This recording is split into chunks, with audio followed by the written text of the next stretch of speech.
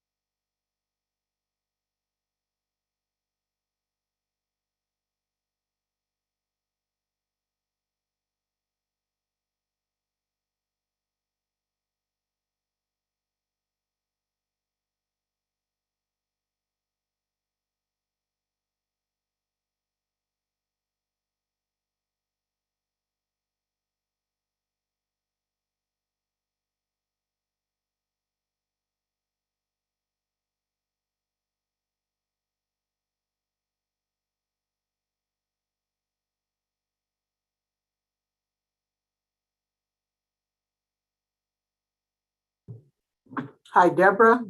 The next meeting is for the Housing Authority. And we'll be calling speakers for that meeting. So please lower your hand. Thank you.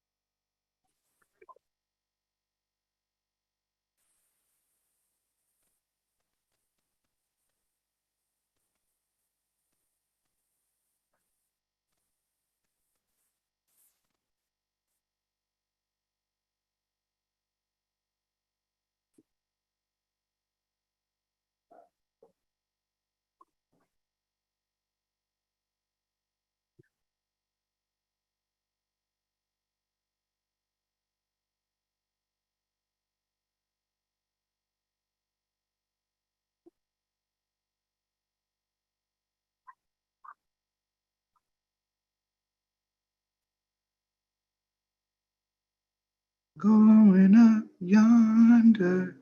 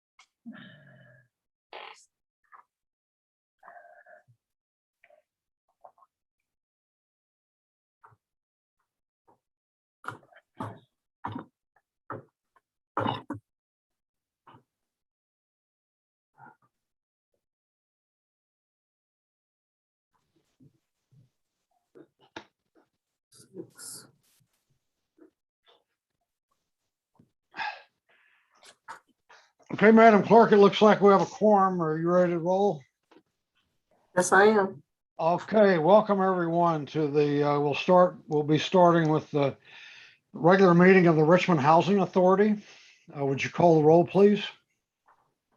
6:47. Commissioner Bates, Present. Commissioner Jimenez, Present. Vice Chair Johnson, Here. Commissioner Martinez, Here. Commissioner McLaughlin, Here. Commissioner Willis, Here. Lieutenant Commissioner Scott,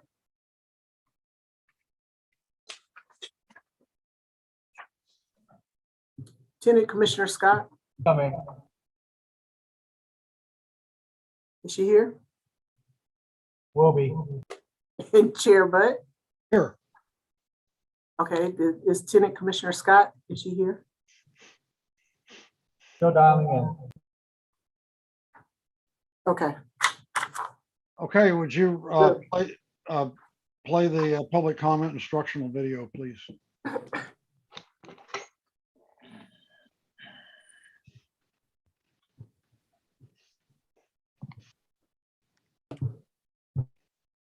Due to COVID-19, this meeting will be conducted via Zoom pursuant to the provisions of the Governor's Executive Order N-29-20, which suspends certain requirements of the Brown Act. The Mayor will call upon council members, staff, and other guest speakers by name. Please speak clearly and state your name before giving comments or remarks. Council members, staff, and guest speakers participating via Zoom with their cameras enabled are reminded that their activities are visible to viewers. Community members participating via Zoom wishing to speak should use the raised hand feature or dial *9 if participating via phone, and the mayor or city clerk will call upon them at the appropriate time. Community members will have up to 2 minutes to speak, 3 minutes for public hearings. After the speaker's time expires, staff will lower their hand and mute their mic. Community members participating via phone will be called upon to speak by the last 4 digits of their phone number. Public input and participation are of the utmost importance to the City of Richmond City Council. Therefore, it is important for public speakers to be ready to address the council when called upon. Public speakers are requested to state their names and city of residence, but providing such information is voluntary. Written public comments received before and during the meeting in accordance with the COVID-19 public comment guidelines printed on the meeting agenda will be entered into the record and published at the clerk's office webpage. If authors of written correspondence would also like to speak on the item, they should raise their hand when prompted by the mayor, and the city clerk will call upon them at the appropriate time. A roll call vote will be taken for all action items. The meeting can be seen on KCRT's TV channel and is being streamed on Zoom, YouTube, and kcrt.com. Thank you for participating in a meeting of the City of Richmond City Council. Debido a COVID-19, esta reunión se llevará a cabo a través de Zoom, en conformidad con las secciones de la orden ejecutiva del gobernador N-2920, que suspende ciertos requisitos de la Ley Brown. El alcalde llamará a los concejales, a los empleados de la ciudad y a otros invitados a hablar por nombre. Por favor, hable claramente y diga su nombre antes de dar su comentario. Se recuerda a los concejales, empleados de la ciudad y otros invitados participando a través de Zoom con sus cámaras encendidas que sus actividades son visibles al público. Miembros de la comunidad participando a través de Zoom que deseen hablar deberían de usar la función levantar la mano, en inglés raise hand, o marcar estrella 9 si están participando por teléfono. El alcalde y la secretaria municipal llamarán a los oradores en el momento apropiado. Miembros de la comunidad tendrán hasta 2 minutos para hablar y 3 minutos para temas de audiencias públicas. Después de que se expire el tiempo de orador, se le bajará la mano y el micrófono será silenciado. Miembros de la comunidad participando por teléfono serán llamados para su turno usando los últimos 4 dígitos de su número de teléfono. Los comentarios y la participación del público son de suma importancia para el Consejo Municipal. Por lo tanto, es importante que los oradores públicos estén listos para dar sus comentarios al Consejo Municipal cuando sean llamados. Se pide que los oradores públicos indiquen sus nombres y ciudad de residencia, pero proveer dicha información es voluntario. Comentarios escritos recibidos antes y durante la reunión, de acuerdo con las reglas designadas para comentario público durante el COVID-19, imprimidos en la agenda de la reunión, serán ingresados en el registro y se publicarán en la página web de la Secretaría Municipal. Si los autores de la correspondencia escrita también desean hablar sobre el tema, deberían levantar la mano cuando sea pedido por el alcalde, y la Secretaría Municipal los llamará en el momento apropiado. Se realizará una votación nominal para todos los puntos de acción. La reunión se podrá ver en el canal de televisión de KCRT y también se transmitirá en Zoom, YouTube y kcrt.com. Gracias por participar en una reunión de Consejo Municipal de la ciudad de Richmond.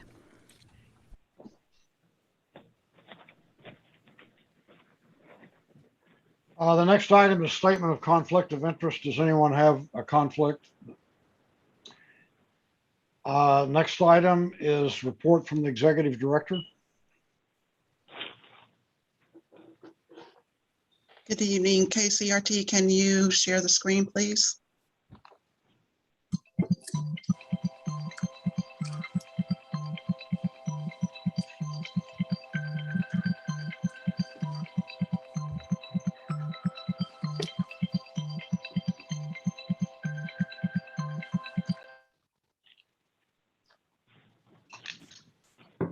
Good evening, commissioners. Next slide, please.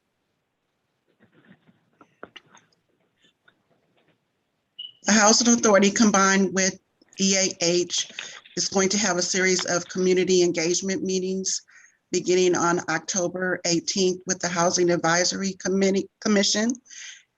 Second, we will engage with the Devon Plaza residents on the 21st at 4 p.m. And last, we will engage with the North and East Neighborhood Council on October 27th for an update on Devon Plaza Phase 1, the rehabilitation. There also is a website for more information at the bottom of the screen.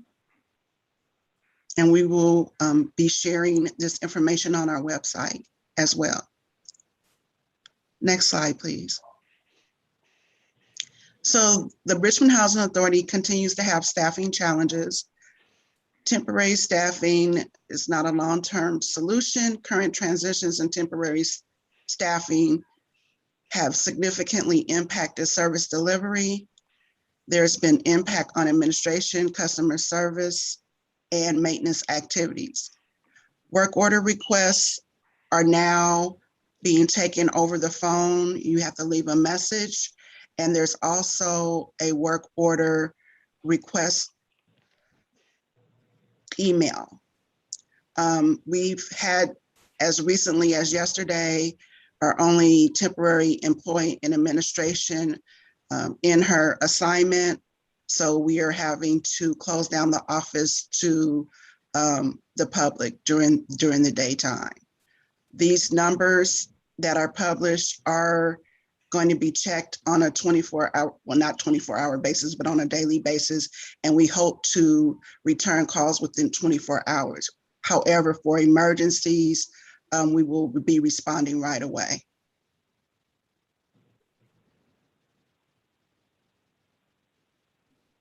Thank you. So that concludes my report. Okay, thank you. Are there any questions from council members? Commissioner Bates. Yeah, thank you, Mr. Mayor. To the director, I'm concerned in the sense that we have funds that are available for staffing. Is that correct or not? Yes. Yet we do not have staffing to provide the service to the tenants of which we serve. Is that a fair assessment? Yes. And what is the problem? Well, we currently have recruitments. We have 7 FTE positions budgeted this year. We have 6 vacancies, and there are current ongoing recruitments for the 6 positions. Well, these vacancies didn't just occur yesterday. How long have they been unoccupied? So there are 4 positions that were budgeted last year in 2020. The entire year, there were only 2 filled, including myself. So there was myself and a resident housing manager that was filled for last year's budget. This year, there have been positions added, a senior development project manager, administrative aide. Those positions have been added effective July 1. So they've been vacant for 3 months now. Well, I'm just concerned in terms of why it takes, I know the pandemic has had a little effect, but there are positions that are available. People applying, I would presume. Do you not have the authority to appoint a temporary employee pending maybe them passing or not passing an exam? That's a good question. I have Sharon on the phone. Maybe she can shed a little light. I'm not certain about that. Well, okay. My concern is this: when it comes to minority people, individuals that what you might call neglected throughout their lives, and that's particularly with our housing authority, Section 8, that seem to be a dragging of the feet to provide service. And now maybe it's not only your department, but maybe as we discuss this, other departments are feeling the same situation. But I get a little irritated when we're not providing a service to the very people that need it the most. And I'd like for the personnel to speak up and indicate why is it such a hard job to fill positions for individuals that are less fortunate than most of us. Well, Mr. Bates, I can speak on behalf. I'm the analyst for human resources, so I'm not the human resources director, but I can say that there has been some challenges with filling the vacancies. In fact, the 4 vacancies that Nanette spoke of from last fiscal year, recruitments were done. However, viable candidates were not selected. So we are doing our due diligence by performing those recruitments. As she stated before or previously, we have recruitments that are in motion. It does typically take about 3 months for a recruitment to be completed.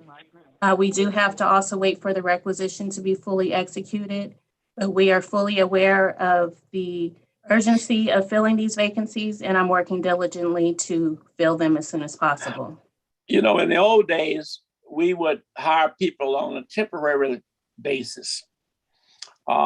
As they proceed, if they worked out great, then eventually they may get a full-time position. I don't understand if there's there are applicants out there, yet we want to go through this highly testing process instead of hiring people. You can interview people, you can find out if they got some skills or what, hire them temporarily, pending. If they work out, bingo, now they can take the test and go through the regular procedure and get hired.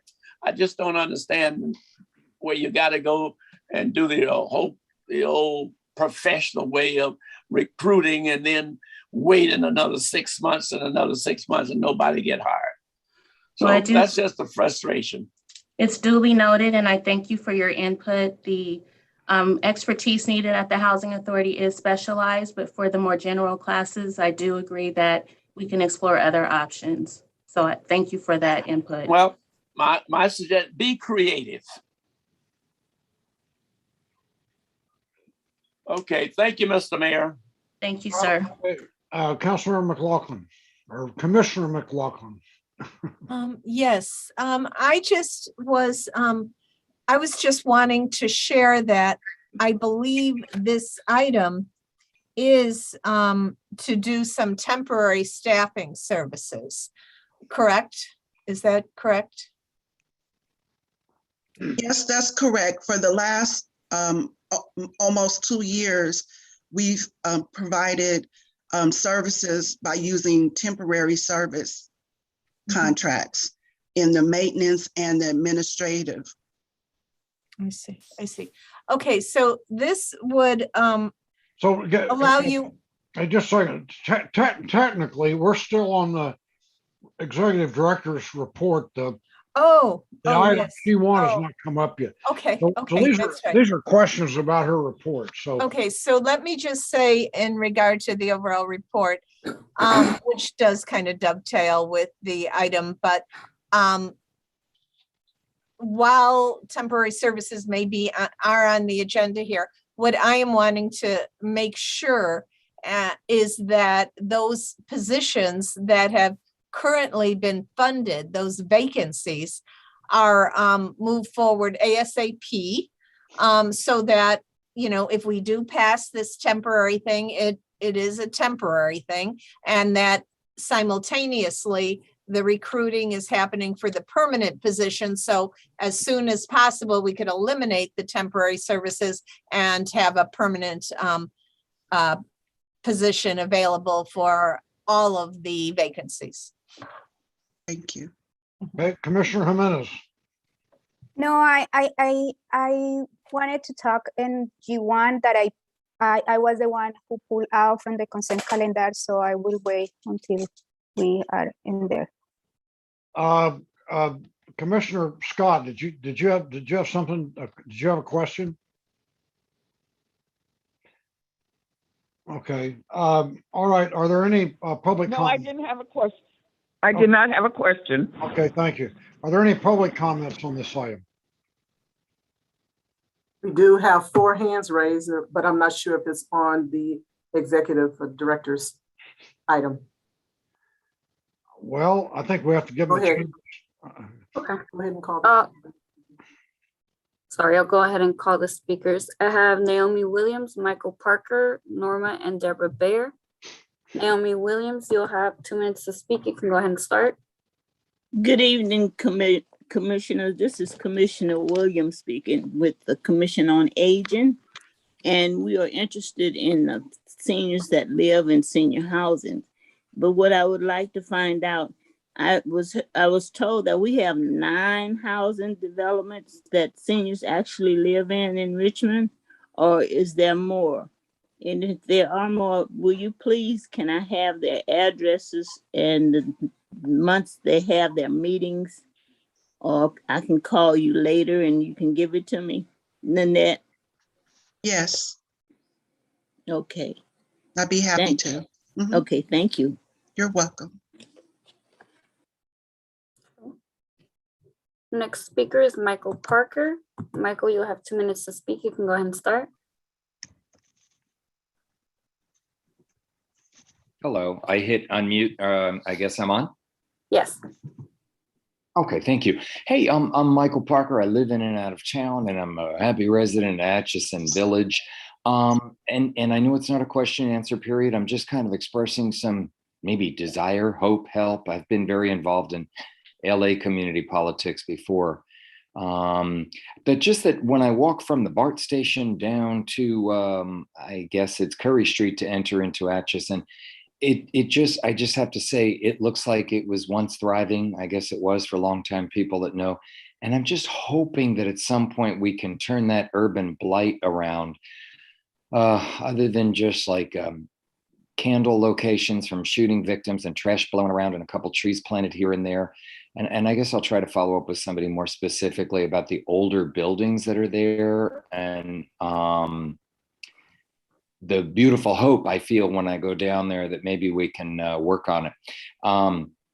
My other point of concern was that in Point Richmond at Railroad and Washington and Tewksbury, I'm trying to contact somebody for maybe some tree trimming to trim back some trees in the area for better street lighting at night and sun lighting during the day, and to get some hope with some help with the ongoing, never-ending homeless encampment that they keep cutting the chain link fence and going up into there under the 580. I've worked with homeless outreach in LA and other areas. I also work in mental health for Alta Bates, but I'm hoping to maybe get something better going on for some cleanup in the area so businesses can be better served and attended. And that's all. I'm just glad to be here. Thank you all and stay well. Thank you. Next speaker is Norma. Norma, you'll have 2 minutes to speak. You can go ahead and start. My question is I'm a native of Richmond, and I want to know how many people do we have homeless, and can you divide it with American citizens and non-American citizens? We never, as I remember, had enough housing. So how are you going to house all these people? That's my question. And also, do American citizens get the first choice of housing, especially since we're very unlimited, especially since we have unlimited housing? What is the data of how many people needs to be housed in Richmond? And nobody has ever asked that question or gave us any data on how many housing that we need. So this is what I'm asking from the Housing Authority. Who can get the houses in Richmond and who cannot? Thank you very much. Thank you. Next speaker is Deborah Baer. Deborah, you'll have 2 minutes to speak. You can go ahead and start. Thank you. I don't know if this is the right time. I wanted to speak on, was it G1 that the most? No, it's coming up on the soon. consent calendar, but it's been pulled? Yes, it's coming up soon. Then I'll wait. Thank you. Okay, thank you. Next speaker is Amanda Brunn. Amanda, you'll have 2 minutes to speak. You can go ahead and start. I'm just curious about, sorry, I'm a resident here in Point Richmond, and I'm just curious about how long the vacancies have been within the Housing Authority. I work in the HR technology space, and we're seeing a lot of challenges in hiring across all industries. And so I think if we wait for people with those particular skills, we may be waiting for a very long time. And I'm just curious if there's a reason that we can't train people for those skills. That's all. Thank you. There are no more speakers. Okay, the next item is agenda review. Mr. Mayor, can I ask Nanette if, especially to answer that question about, can we train people to fill some of these positions? I think that's a good question. Absolutely. Well, there are some administrative positions that we have vacant. However, there are housing related specialized positions where there's regulations from the federal government that have to be followed. And yes, you can train people that have basic skills. So that is an option. But like, for example, the senior development project manager, that's very specialized, and you have to have a minimum of a number of years experience. So that's not an entry level position. So Councilmember McLaughlin, we have requested that the HR department collaborate with our employment and training department to fill some of the positions, specifically the resident housing manager and the senior resident housing manager. Those are the positions where we need people to live on site at both Nevin and Nystrom. So we think that is a very good strategy that should be deployed. Okay, thank you very much. Okay, so the next item is the consent calendar, but there's only one item on it. So I would entertain a motion at this time. Excuse me. Oh, No, excuse me, Mayor? Mr. Mayor, sorry. I pulled that item out for discussion. Okay, Plus, I all don't right. think, Mayor? Mr. Mayor, plus I think maybe this is what the city clerk, let's, Okay, yes, go we ahead, city skipped clerk. open forum. We skipped open forum and agenda review. Yes, that's what I was gonna say, yeah. Okay, so Commissioner Jimenez wants to remove item G1 for discussion, so Are we gonna have open forum? okay, I see what you're saying. Yeah, all right, okay. Open forum, this is open forum for the Richmond Housing Authority, not for the city. Right. Have looks like- two- Looks Well, I like have we one. have one speaker. But I believe Deborah Beer wants to speak on item G1. I think she already told us that. Right, okay. So we don't have any speakers for open forum. Okay, so let's move to item G1 and have a staff report. Okay, item G1, which was removed from the consent calendar by Councilmember Jimenez, is to adopt a resolution authorizing a contract amendment for as-needed temporary staffing services with Rainier Staffing in an amount of $180,000 for a total amount not to exceed $330,000.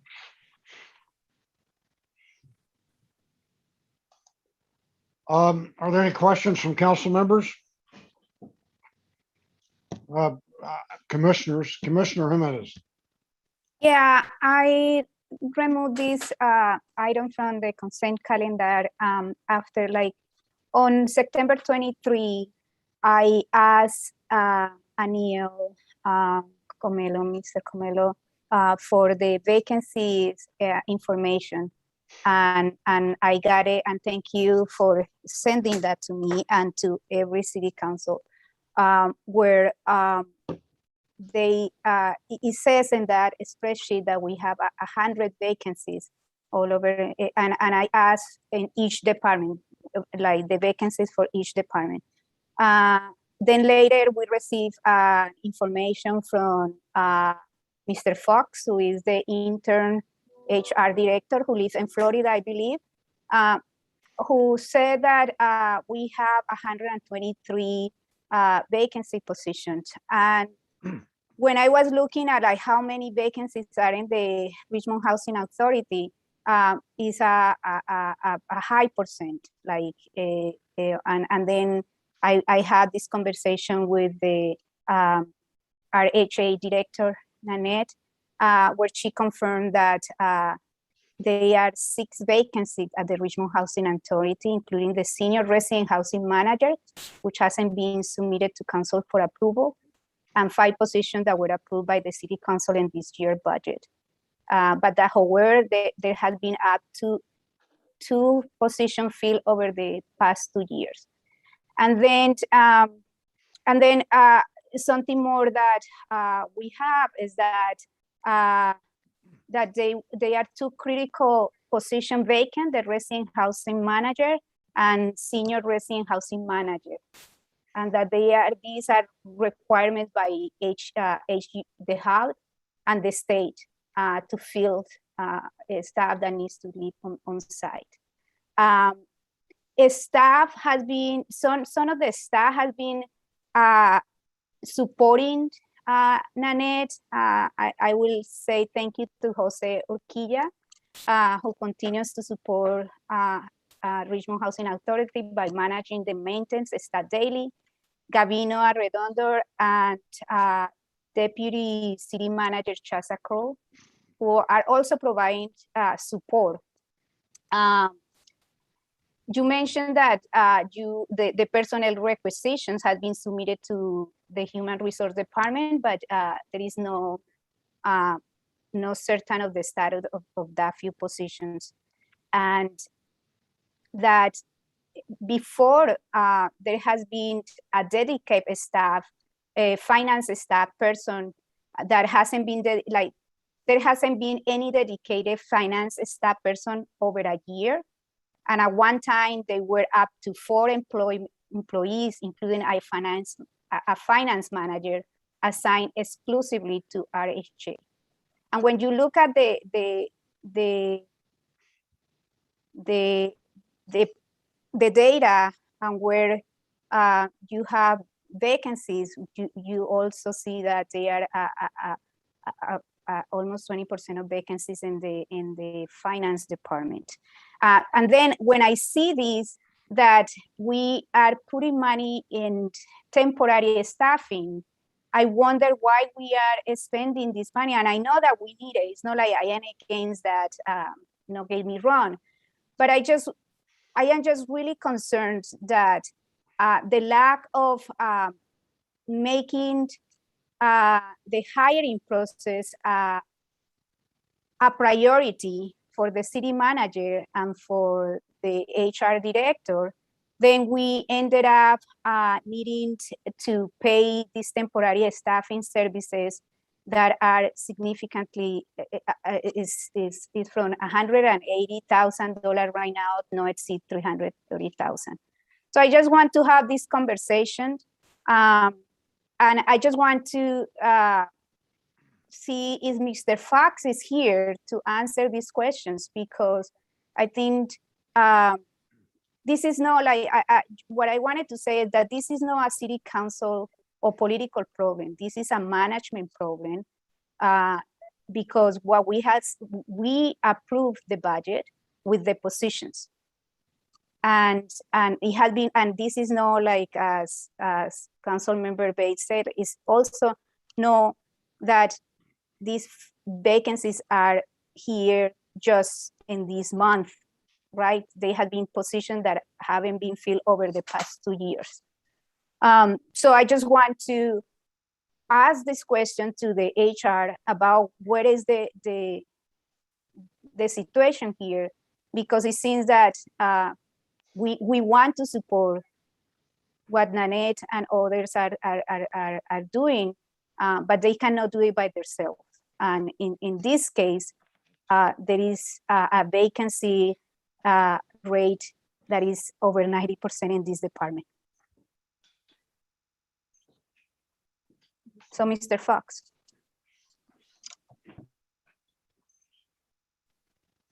I don't believe that Mr. Fox is here today. Oh, there he is. He is. Okay. Good evening, Council, our Housing Authority Commissioners. Yes, there are more vacancies. There are more vacancies in the Housing Authority than are desirable. Of the vacancies, the administrative, I'll quickly go through each of them in the status. Administrative aid, there are applications that have been received and there's screening of the applications, and the department should have qualified candidates to interview by the end of the week. On the Senior Development Project Manager, those applications have been received and they're being currently reviewed for qualifications, and the department will have those candidates very shortly. On the Resident Housing Manager, there was an appointment list. The department was unable to make hiring from that appointment list, so we are saying that list has now been exhausted and expired October 1st. So we are starting a new recruitment. That new recruitment should open on October 10th. The building maintenance supervisor, that is currently active and open, and the applications for that closes on October 15th. The senior resident housing manager, that classification was not fully established, and we will be coming to the city council on November 2nd so that a wage can be established for that classification. There is no wage currently set for a senior resident housing manager. And then finally, on the project manager classification, That one, we will be coming back to you through finance to amend that classification from a project manager to a senior property manager classification. And that is why that recruitment has not yet started. So there is quite a lot of recruitment activity going on. As I mentioned previously, the resident housing manager, the department was unable to make a hiring selection from the prior eligible list. So we are starting a brand new recruitment as that list has since expired. I hope I've answered the commissioner's question. I'm happy to answer other questions that members of the commission may have. I have an additional question, and I will let other commissioners to do. But when the personal board approved the senior resident housing position? I don't have that date in front of me. That was not a question I had anticipated receiving. I think it was a few months ago. I realized that when I came onto the city in June, that this was one of the classifications that had not been fully completed. So as part of that process, we have sent notice to the union in terms of the proposed wage that staff would recommend back to the city council. And there is still a little bit of time left for the union to reply before we can bring it to the council's attention for adoption. What is it taking so long? I don't have a great answer for that. I'm sorry. And I also like this isn't. I'm sorry. I would say that it is taking an extraordinarily long period of time. The senior resident housing manager was a position that was added in the budget July 1st. And it wasn't known to me, at least, that the process of creating this classification was not completed until sometime in August. But we are talking about these are federal and state requirements to have this staffing. Is not that true? So what is going on here? If we have, as I mentioned before, the resident housing manager, the department in the last budget had 2 resident housing managers. The human resources sent to the department all eligible names that remain on the employment list. The department was unable to make a hiring selection from that. That employment list expired October 1st. We are starting a new recruitment. The city council approved in July with the fiscal year 21-22 budget, the senior resident housing manager. The process of creating that classification was not completed, and it was not known until after the budget was adopted that process of creating that classification was not completed.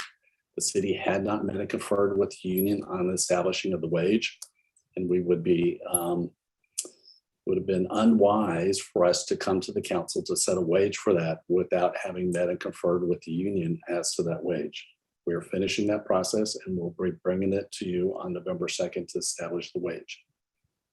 well, I think like this is what we are putting out there, that there is no unintentional desire and a priority to fill this position in the housing manager. And I tend to agree with Commissioner Bates, where he said that so for low-income communities, to serve low-income communities, this is no a priority. And also, like, we need to make sure these are requirements by the hub and the state. And if we don't fill this, we are going to have another Hacienda program. So I am really disappointed that this is no is taking too long, so long for filling that, and that we are just kind of like putting a staff like the HR, the Housing Authority Director, to just like trying to do everything by herself. So this is very disappointing. So I stop there, and I will let other commissioners to talk. I'm sorry, Commissioner, right? As the executive director mentioned, and as Sasha Curl mentioned, right, the department has been receiving other resources, other support from other departments, including finance and HR, through this process. The Human Resources Department and staff within the department take high pride in providing high quality service to all of our departments. We do not make judgments based on the services or the types of communities that our valued departments provide. Yeah, but there hasn't been a dedicated financial staff person in over a year to the Richmond Housing Authority. Thank you.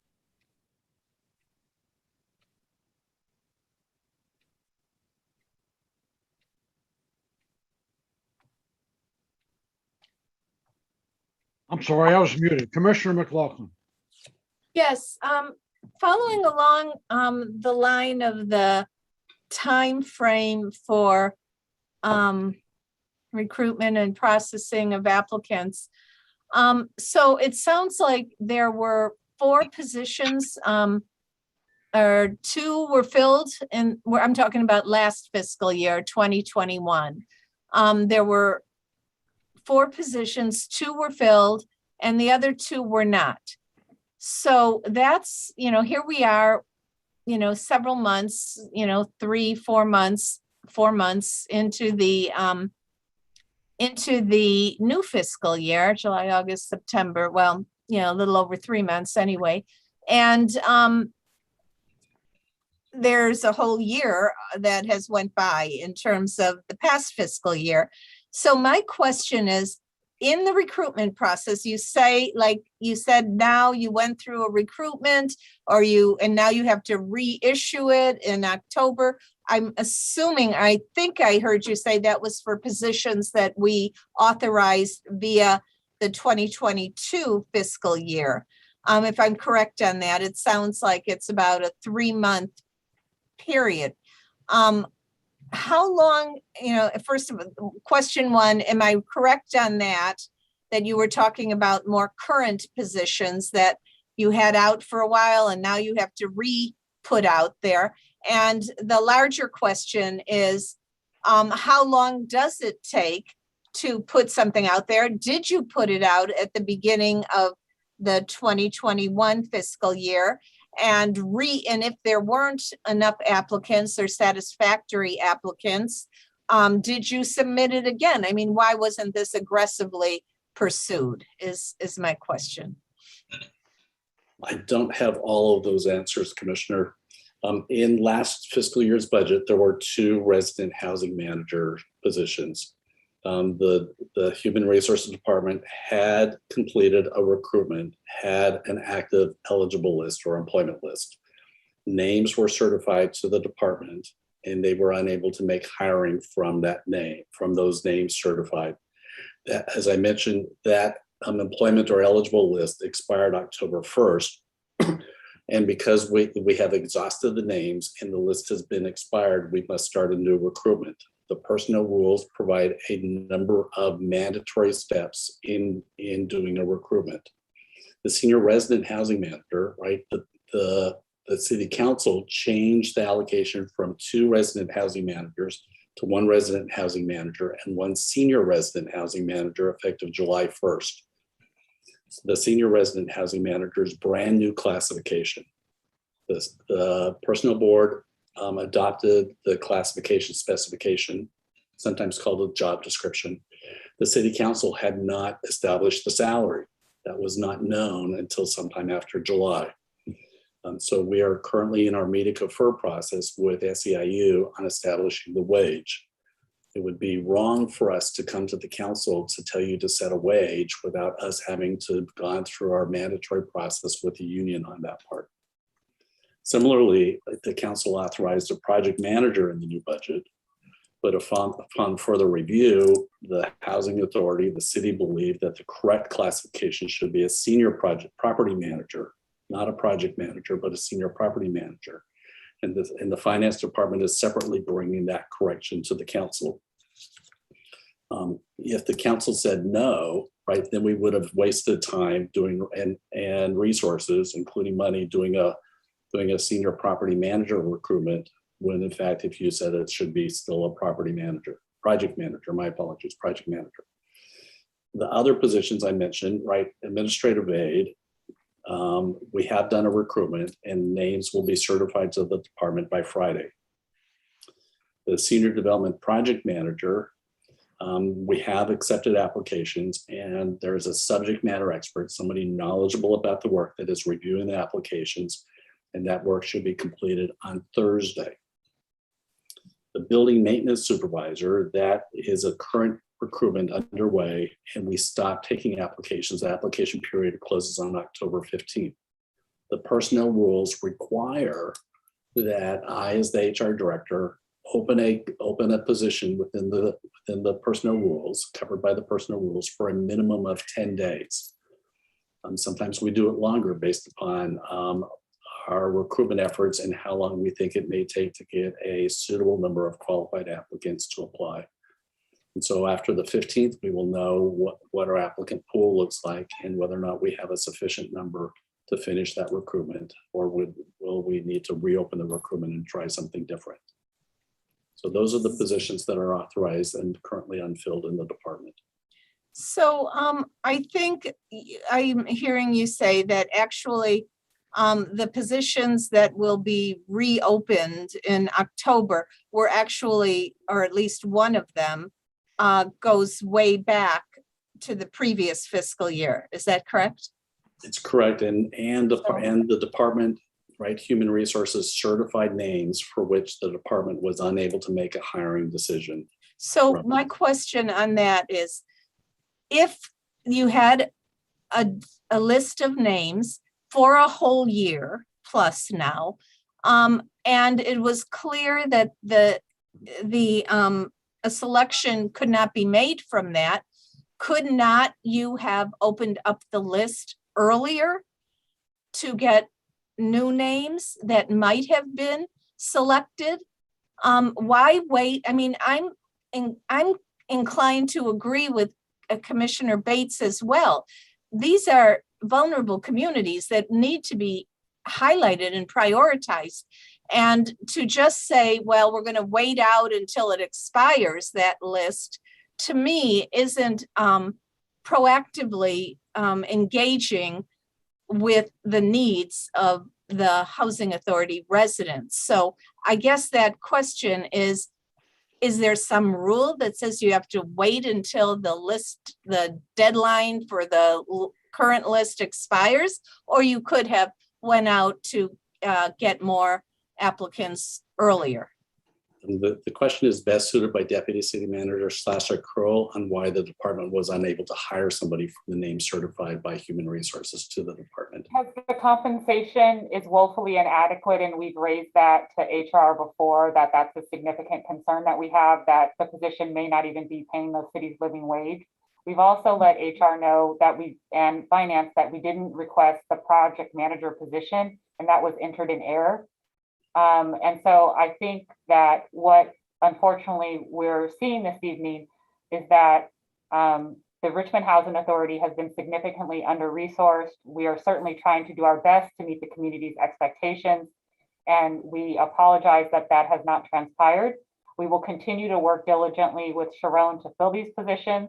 And in the interim, because the temporary staff have indicated that they have resigned, and because we continue to have significant water intrusion at Nevin Plaza in the office space, we are forced to close the RHA offices. This is not a position we wanted to find ourselves in, but this is a culmination of events. And so we want to be honest and transparent and truthful. Thank you. So Ms. Curl, could you tell me, would there have been an option over the past year in 2021 fiscal year to move these positions, bring the salary change or whatever to the council to somehow address this great need earlier? I certainly understand that the executive director has made that request to HR numerous times. And Nanette, please feel free to interject. Yes, from the beginning of the initial vacancy, which occurred in 2019, when that recruitment went out, that was a concern that we wouldn't get the best of the best, even though we were offering a unit, but it was below minimum wage. And so we have done studies, comparisons, provided, documentation to support that the hourly rate should have been increased. And that's why we initiated the process for the senior resident housing manager, because that wage is higher and there's more experience that's required in that class. I'm sorry to interject, Mr. Mayor. The position in reference is not below minimum wage, is not in violation of the city's living wage ordinance. That question has been reviewed by council, and the position is within the city's minimum wage ordinance, which is higher than state minimum wage. I want to make sure that the record accurately reflects that city is not paying this position less than our own living wage ordinance. Excuse me for a minute. The item that we're addressing is whether or not to authorize temporary staffing. And we've heard there's some great questions, great discussion going on, but I have yet to hear anybody address the item at hand. So I'd like to conclude this, and we can pursue these larger questions about hiring practices later on. So I think like the reason why I pull it out is because I want to understand why we are having these temporary staffing services, and it's related to the staffing levels. So we are addressing the issue here, and the issue here on the line is that there had been a direction from the city manager and from the HR director to fill this position. And now so we had to spend money in this temporary staffing because the lack of hiring and direction on hiring and filling these positions.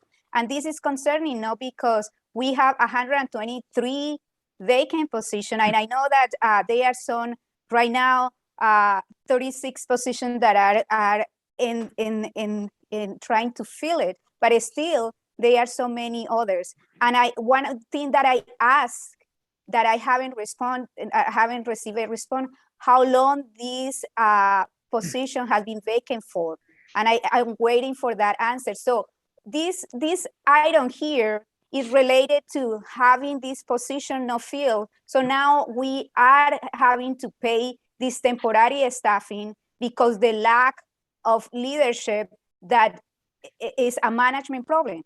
We don't have the management direction to fill this position. So even if we approve a budget where we put 5 positions more, right? Then what we are hearing from staff is that it's under resources, even though it's in the budget. Okay, Commissioner Martinez, you've had your hand up a long time. If I may, Mayor, I just want to clarify a point I made. Let's move this along. Let me let Commissioner Martinez speak, and then I think we need a motion. And these are great questions, but they go beyond authorizing temporary staffing. Commissioner Martinez.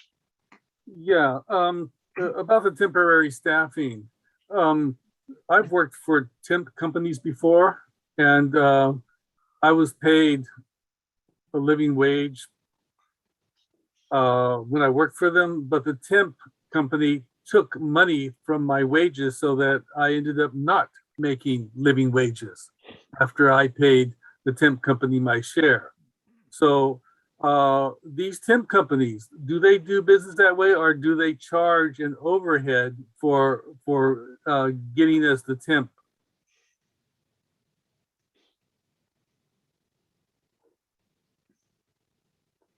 They all charge overheads. So right. Okay. So, well, thank you for answering, Mayor. Now, so that means that we're actually paying more to have these temporary people than we would if we had have hired someone to do the job.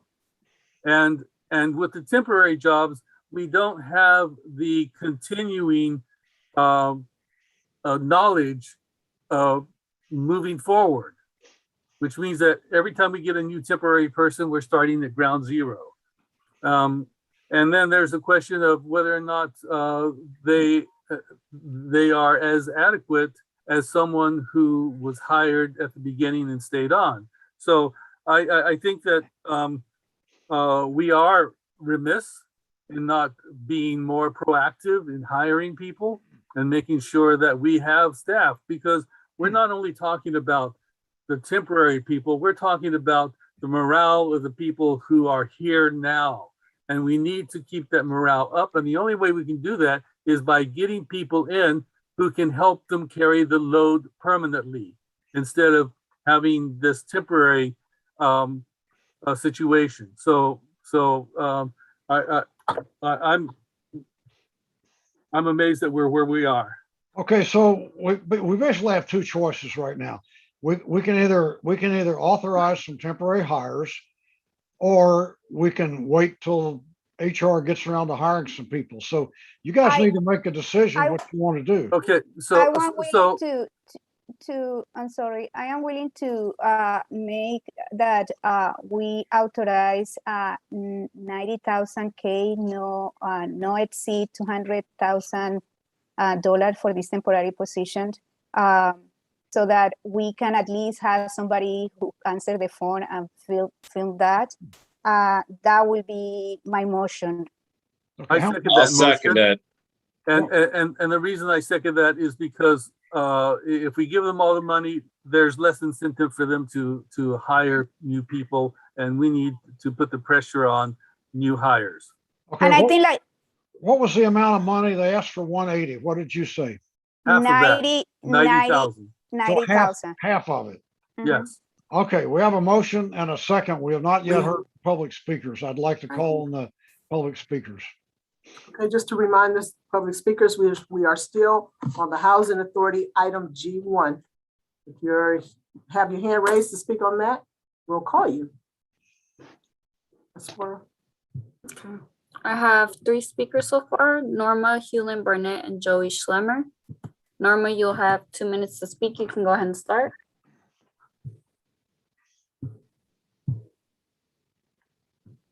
Norma? I have already spoke already on the housing. Okay, thank you. Next speaker is Hewlin Barnett. You'll have 2 minutes to speak. You can go ahead and start. You hear me? Yes. Yeah, the first thing I want to say is Mr. Martinez and Melvin Willis were there 2 to 3 years ago when there was a problem at the senior housing across from City Hall, when they were dealing with the elevators not working and toilets backing up. So this problem of housing authority isn't anything new. So my question is to all these RPA people who prioritize cutting the police department, who prioritize trying to find housing for the homeless up in Hilltop.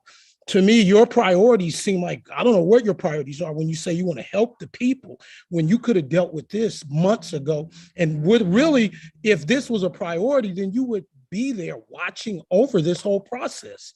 So really, to me, this is all a show. I don't know what Miss Martin, with Miss Jimenez is talking about, because again, if it's a priority, then you watch over stuff that's a priority. So to me, you guys are just talking. I don't think you guys really want to deal with it, because it's very complicated, and you have to monitor it over a period of time, and it's not fun. So, because some of the things that I heard go on in the senior housing over there, especially with the one right across from City Hall, where we can all see it, where we can see everything that goes on. So to me, you guys are running like a show right now that to me doesn't seem to be real. It seems like you just want to get it over and blame those employees. And I'm not cutting them any slack, but if you guys are really serious, then watch over it. Because we're dealing with problems up here in Hilltop that ain't even been addressed. So to me, you guys really don't want to deal with problems. You guys want to sit there and talk and act like you're concerned about Richmond. And at the end of the day, the only thing you guys want to do is play games. And really what's going on with the housing authority is what's happening all over Richmond. I go throughout Richmond often, and I get to see those same problems all throughout Richmond. So I hope you guys have some heart and courage. Your time has expired. Thank you. Next speaker is Joey Schlemmer. Joey, you'll have 2 minutes to speak. You can go ahead and start. Hi, can you hear me? Yes. Hi, Joey Schlemmer, Richmond resident. If I heard Commissioner Jimenez correctly, Mr. Fox is running the Human Resources Department from Florida, which really seems crazy to me. I don't know how that happens. Perhaps if that is true, if Mr. Fox could make his way to Richmond City Hall and sit in his seat at his desk, perhaps we could streamline the hiring process, not just for the housing authority vacancies, but the over 100 vacancies that are currently in place throughout the city. So just my 2 cents. Thank you. Next speaker is Deborah Baer. Deborah, you'll have 2 minutes to speak. You can go ahead and start. Okay, thank you. Yeah, I guess I would back Mr. Schlemmer's statement that this is a bigger, and I'm sorry to take up time because I think we should just pass that motion, but I've been wanting to say this, that this is part of a bigger problem. And I think you all probably understand that. And I know Mr. Fox was recently hired, relatively recently, so I don't want to blame him for years of problems.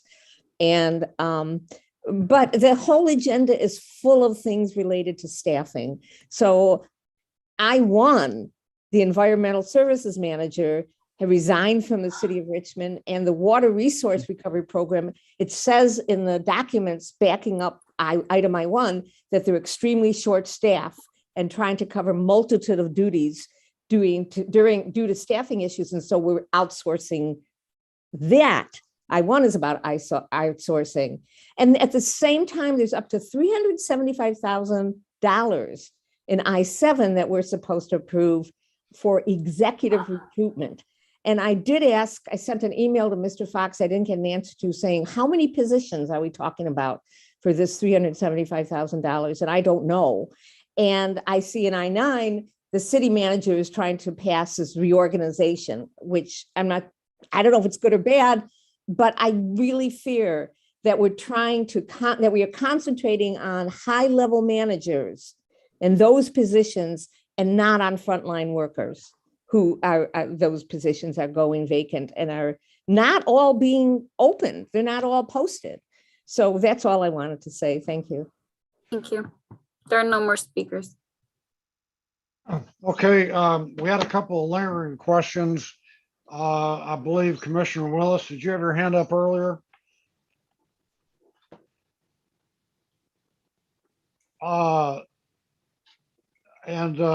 Commissioners Martinez and Jimenez, are you ready to vote, or you want to talk some more? I just wanted to say that if we care about the community, and this is why we are asking these questions. We as City Council set policies. We approve the budget, and this is the city manager and the staff and the HR who put together what is the policies. And it's obviously that the direction that we had been given is not following through in the implementation.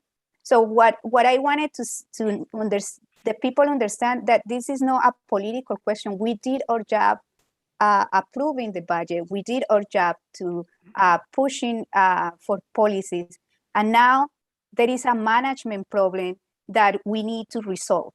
And the reason why I pulled this item out is to discuss this so that we make sure that not only the Richmond Housing Authority, but other departments who have vacancies over 20% are being filled. And that the city manager, with the staff that she works, follow through direction of the city council. Because in this thing, with 123 vacancies, this is a problem that is being built up. It's not new. It's not from this city council. And I just wanted to make sure that we do whatever it takes to support these positions so the services that people need are filled. The trash get picked up and the parks are clean. Thank you. And I will ready to vote. So Director Beecham, I have one final question for you. you asked for 180,000 and the motion is for half of that. Is that adequate funding for you to provide the services to housing authority residents that you need to provide right now? So currently there are outstanding invoices that need to be paid in addition to, continuing the services. So that will hold us over for a month or two, but that's it. And by the end of the year, we will have to send everyone home. So Commissioner Jimenez, would you consider giving her the entire 180,000 she asked for so she can provide necessary services? I just wondering, like, by the end of the year, will you have the hiring like the staffing that you need, or like, because for me it's about also that we make sure that there is an urgency so we can fill these positions so you have the support that you need. So what is? That's a good question. So I just want to be clear that that I can get a list of people, a certified list, but there is going to be an interview process and a onboarding process. So that could take up to 60 days. So, if that doesn't happen by the end of the year, we will have to send people home. Mr. Mayor, I make a substitute motion that we grant the full amount of 180,000. Okay. I'll second that motion. I had a statement, but I'll just second it. Okay, let's vote on the substitute motion. Call the roll, please. Councilmember Bates? Yes. Oh, I'm sorry, Commissioner Bates. Commissioner Jimenez? Yes. Vice Chair Johnson? Yes. Commissioner Martinez? A reluctant yes. I think that she could come back in 3 months, but it seems that the will of the council will be for the full amount. I just hope that we have the urgency to hire the people that needs to be hired. Commissioner McLaughlin? Yes. Commissioner Willis? Yes. And the only quick thing I was going to say is that your earliest convenience, give us an update on where the permanent hiring process is. That's all. Lieutenant Commissioner Scott? Yes. No, it's not. And Chair Butt? Yes. The vote is unanimous. Okay, so the Housing Authority meeting thankfully is adjourned. And we'll move on to the regular meeting of the Richmond City Council. Would you call the roll, please? Yes. Councilmember Bates? Present. Councilmember Jimenez? Present. Vice Mayor Johnson? I'm here. Councilmember Martinez? Still here. Councilmember McLaughlin? Present. Councilmember Willis? Yes, here, And Mayor- all of the above. And Mayor Butt? Yes.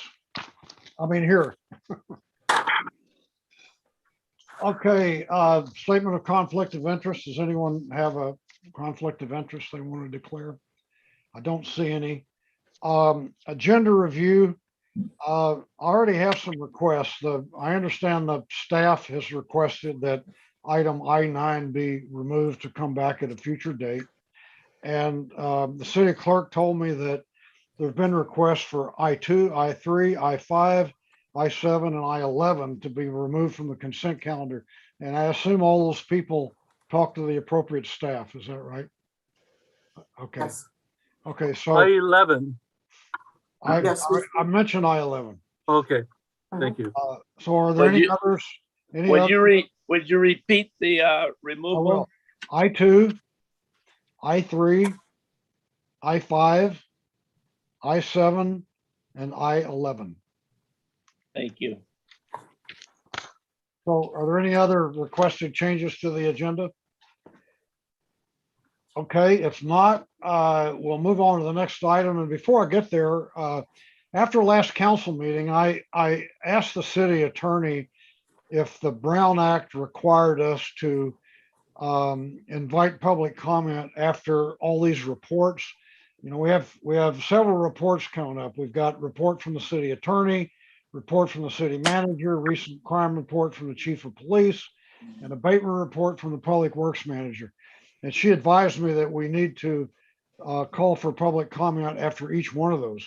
So I realize it's kind of confusing. I think we got into some of that while we were on the housing authority issues, but I hope people in the audience who want to do public comment can figure this out and get in line for the right place they want to comment. So with that, let's go to the. Mr. Mayor, Yes. I failed to ask that I-13 also be taken off the CC. Okay, we're at I-13.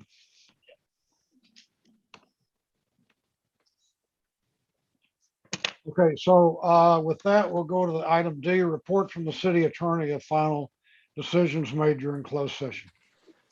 Thank you, Mr. Mayor. There were no final decisions made in closed session. Okay, is there any public comment? I don't see any hands. Well, we just have one. Okay, the next item is report from the city manager.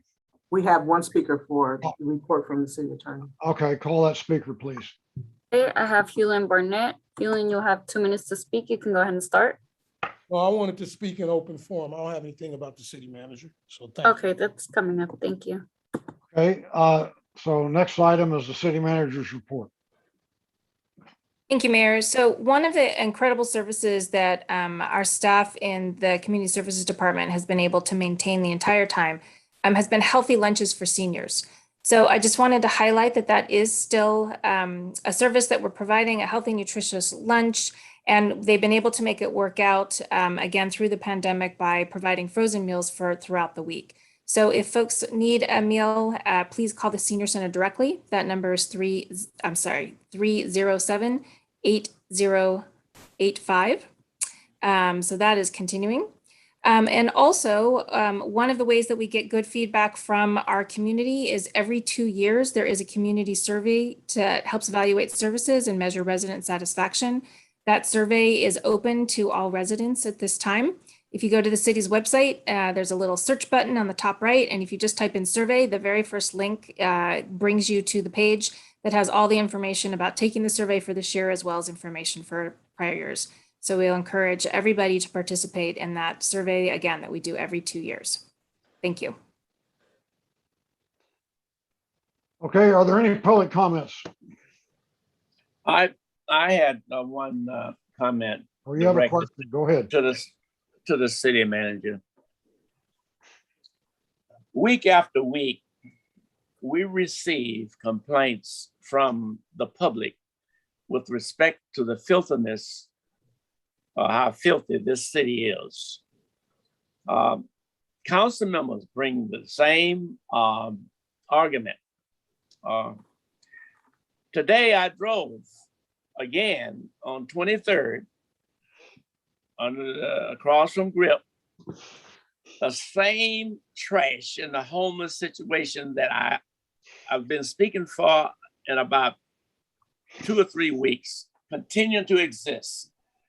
On 25th Street behind the Nevin Center as a bunch of garbage with a bed. Now, as city manager, you have the authority to direct your staff to proceed in cleaning up this filthy city. And I am curious as to the lack of sensitivity, the lack of aggressiveness by your department, and you in particular. And I want to know what and when do you plan to address these problems that are coming up repeatedly, not only from me, but citizens in the community? Sure, thank you. So I will start with some information, and it looks like our Public Works Director has also jumped on and may be able to add. So it is definitely an issue that has been a problem for many years. I know that it was a problem for quite some time because it was even part of the hiring process in terms of frustration with blight in the community.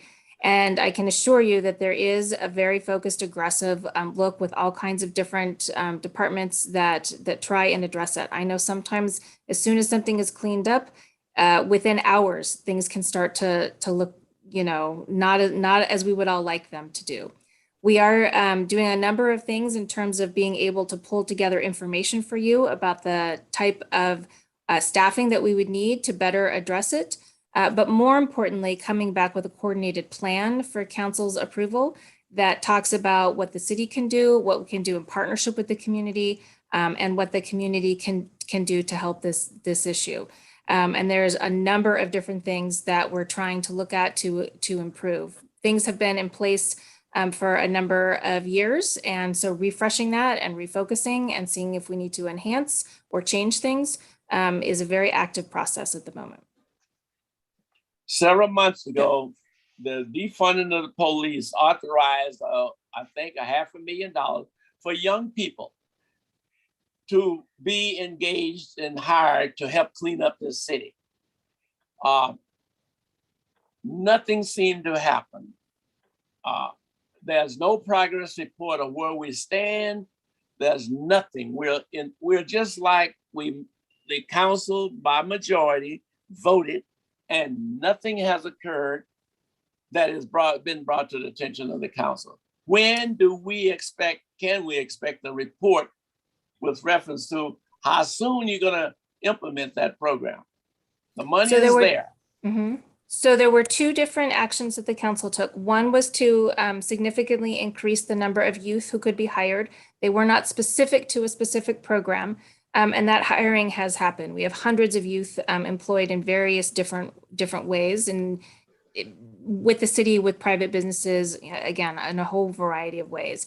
In addition, the beautification funds were not also specified other than a dollar amount. So I've been working with the director on his recommendations on where he thinks that can make the most impact. And that also work is in progress and I believe is scheduled for November. Joe, if you wanted to correct me on the timing of that. Yeah, I believe it's actually the next meeting on the 19th. Oh, great. Even earlier. Okay. Okay, any other questions from council members? Councilmember Jimenez, you got a hand up? Yeah, I think like it has been brought up, like the implementation of the Reimagining Public Safety Task Force proposals. And I would like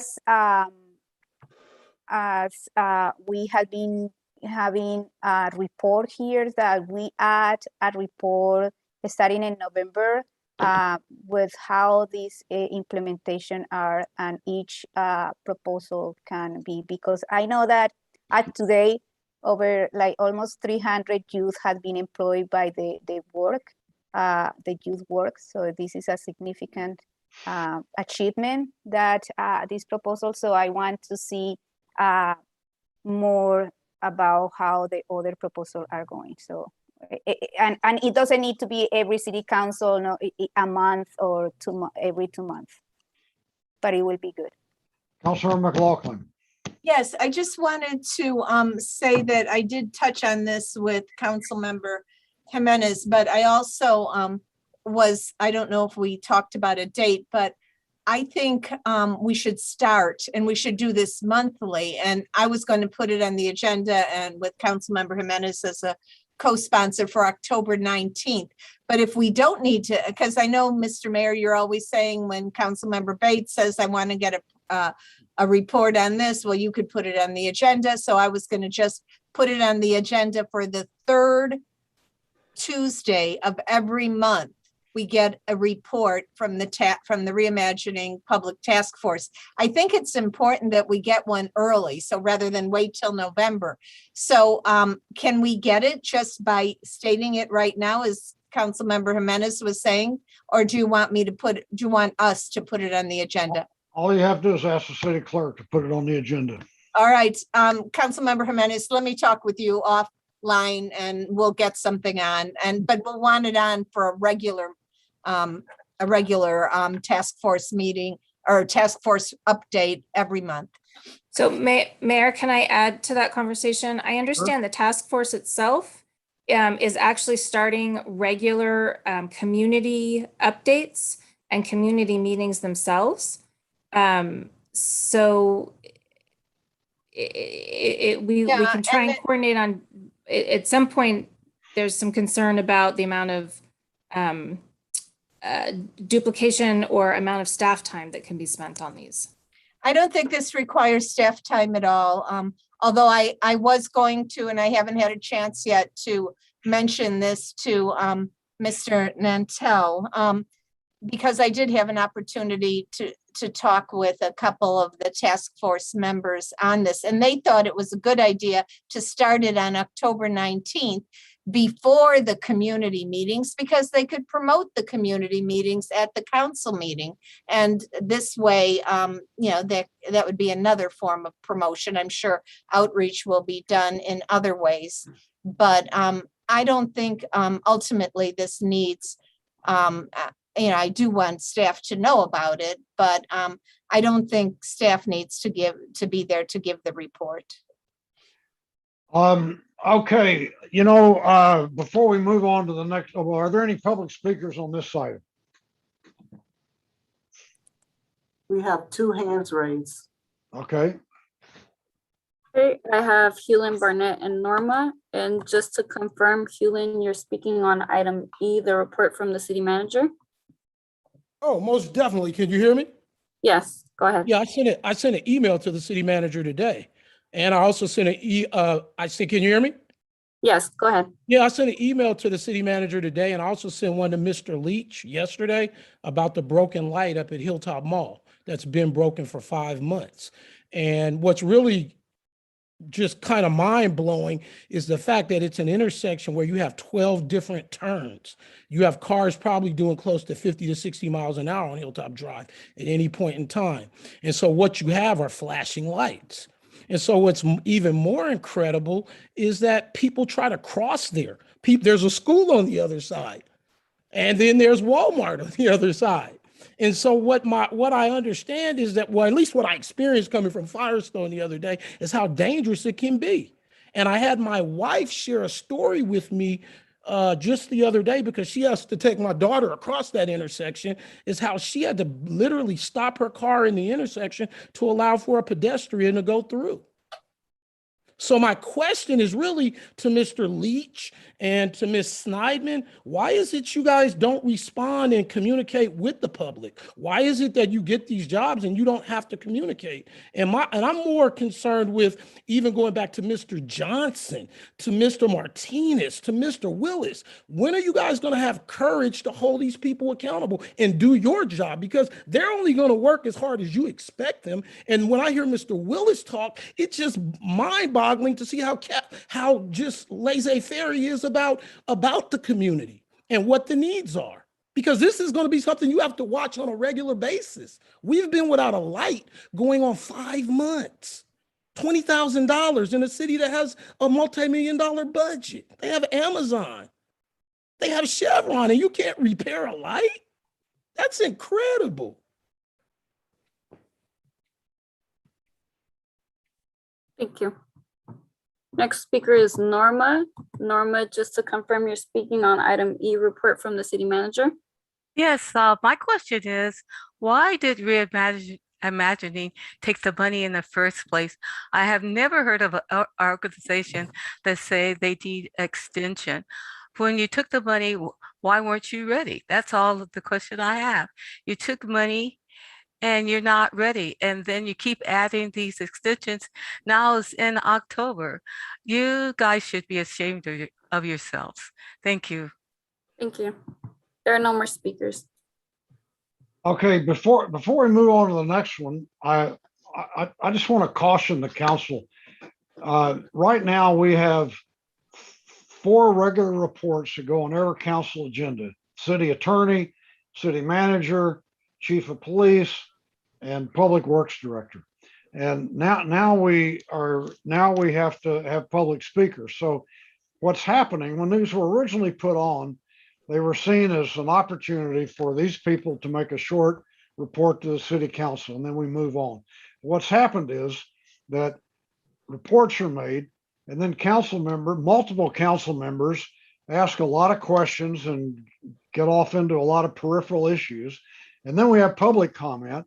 And, this has taken up a lot of time, and I just think you ought to maybe rethink this idea of having all these reports. Now, some time ago, I asked for 2 reports to be put on regularly, but I asked for them to be put on the consent calendar so that unless somebody had something to say about them, they could pull them off. I asked for a wastewater report every month. I haven't seen one in the last 2 months, maybe the last 3, at least the last 2. And I asked for one on Point Melati. I can't remember the last time I saw one on Point Melati. But the point being that I didn't ask that they be a full agenda item. I asked for them to be put on the consent calendar. So with that, we'll move on to the next one. Crime report from the police. Councilor McLaughlin.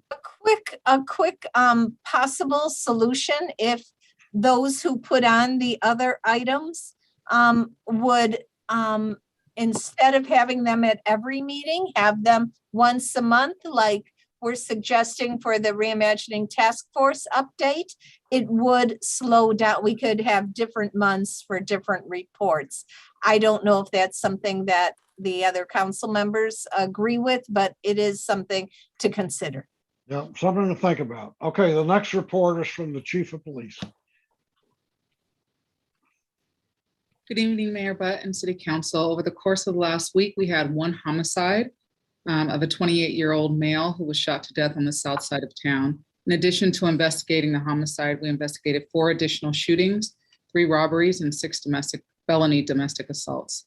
Officers also recovered 6 firearms. 4 of the guns that were recovered, 3 handguns and an AR-15 rifle, were recovered as a result of a search warrant our SWAT team served at 2 businesses in the 4800 block of Valley View. This was a result of leads our detectives were able to obtain after a shooting that occurred there on September 16th. And that's my report for tonight. Okay, questions? Councilmember Bates. Thank you, Chief, for your report. I think the problem, Mr. Mayor, is why council people are quite frustrated, and myself in particular. When we ask for some action, we get no action. A case in point, we've been talking about this automobile show for months. Nothing has occurred but talk. Yet, yesterday or day before, Fairfield comes up with an ordinance that mandates $1,000 for participants, spectators. They mandate confiscation of cars and automobiles. Little Fairfield, how Richmond used to be the pride of the Bay Area, or the Contra Costa County, with creative solutions by staff. Yet we have no creativeness thinking. Why didn't we come up with something of that nature? Why do we have to be the tail instead of the dog? And that is frustrating. And I am completely getting disgusted with the lack of initiative, the lack of aggressiveness in responding to the community and to this council. And I don't know how I can tell you any stronger, but Fairfield has an ordinance. If we don't have the intelligence in this department and the city attorneys, then copy someone else. Find out how Fairfield did it. What was their language in the ordinance? And I am getting thoroughly disgusted with the lack of leadership from our top management, including the city manager and the city attorney. So that's my position. And until something changes, I'm going to continue to put these items on. And I would think that you would get embarrassed to have to come and answer these things repeatedly and be embarrassed because you're not doing anything. So do your job, and the council will probably stop asking all these questions. Thank you. That's all I have to say. Okay, are there other questions from council members? So I just got a change in instructions. The city attorney told me that we did not have to call for public comment. So, Mr. Mayor, if I may. Good, city attorney. My comment to you was about the report out from closed session. You don't need to take public comment on a report out from closed session, but I do agree that we need to take public comment on the other report items. All right, thank you for clarifying that. Yes. Okay, so is there any public comment on the police chief's report? Yes, we have one speaker. Okay, Okay, we have Lisa Johnson. Lisa, you have 2 minutes to speak. You can go ahead and start. Hi, good evening, council and staff. I will make this short and to the point.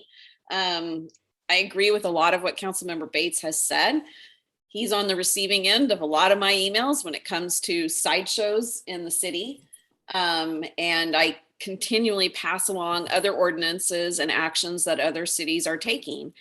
And just last night, as I was discussing this, I had to call in yet another sideshow over here in the port. They're almost a daily occurrence.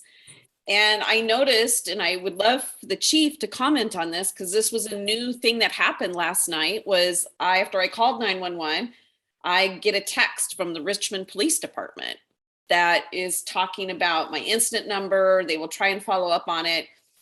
It was quite some time later, I got another text saying that they apologized for the delay and they couldn't handle the call for service due to other commitments throughout the city. And literally as this item just started, I don't know if somebody's ears were burning, but I got a text again from RPD saying that they appreciated if I would complete a quick survey to help RPD improve their services. So I actually loved the text messaging. I was surprised by it. I will complete the survey. But I agree with Councilmember Bates that this city needs to help RPD and come up with something to address the sideshows. This has gone on for far too long. The community feels neglected and we're fed up. Thank you. Thank you. Next speaker is Michael Parker. Michael, you'll have 2 minutes to speak. You can go ahead and start.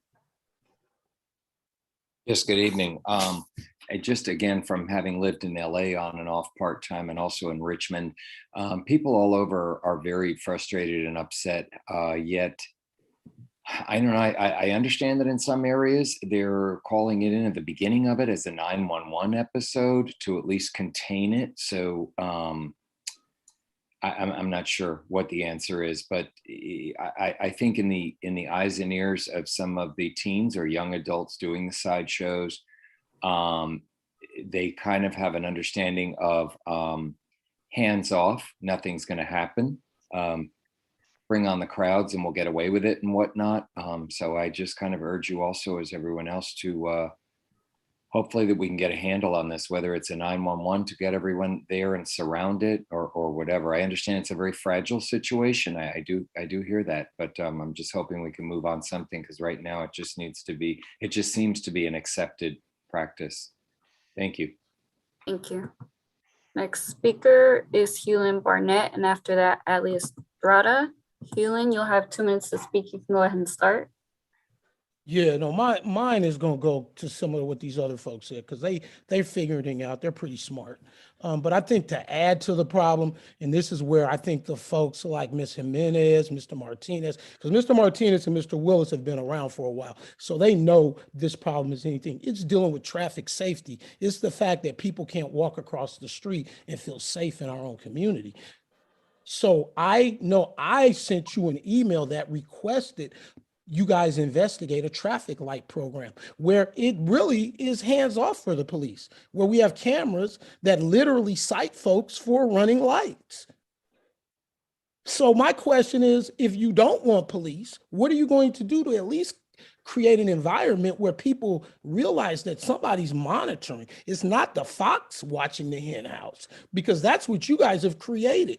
Mr. Johnson as well, and Ms. McLaughlin. You guys want the fox, which are the folks who have not learned responsibility, to teach the people who are trying to be responsible. So I don't get it. That's kind of as my stepdad would say, who had a business in Richmond, shoe shop on 10th and McDonald, that's ass backwards. That's just all it is you guys don't seem to have a commitment to just giving basic decency to your very citizens. And so when you guys hide behind this camera and you don't have your meetings, and that's why I'm really proud of my white brothers and sisters who, when they get to these meetings, they ride their politicians' ass. They let them know what the problem is.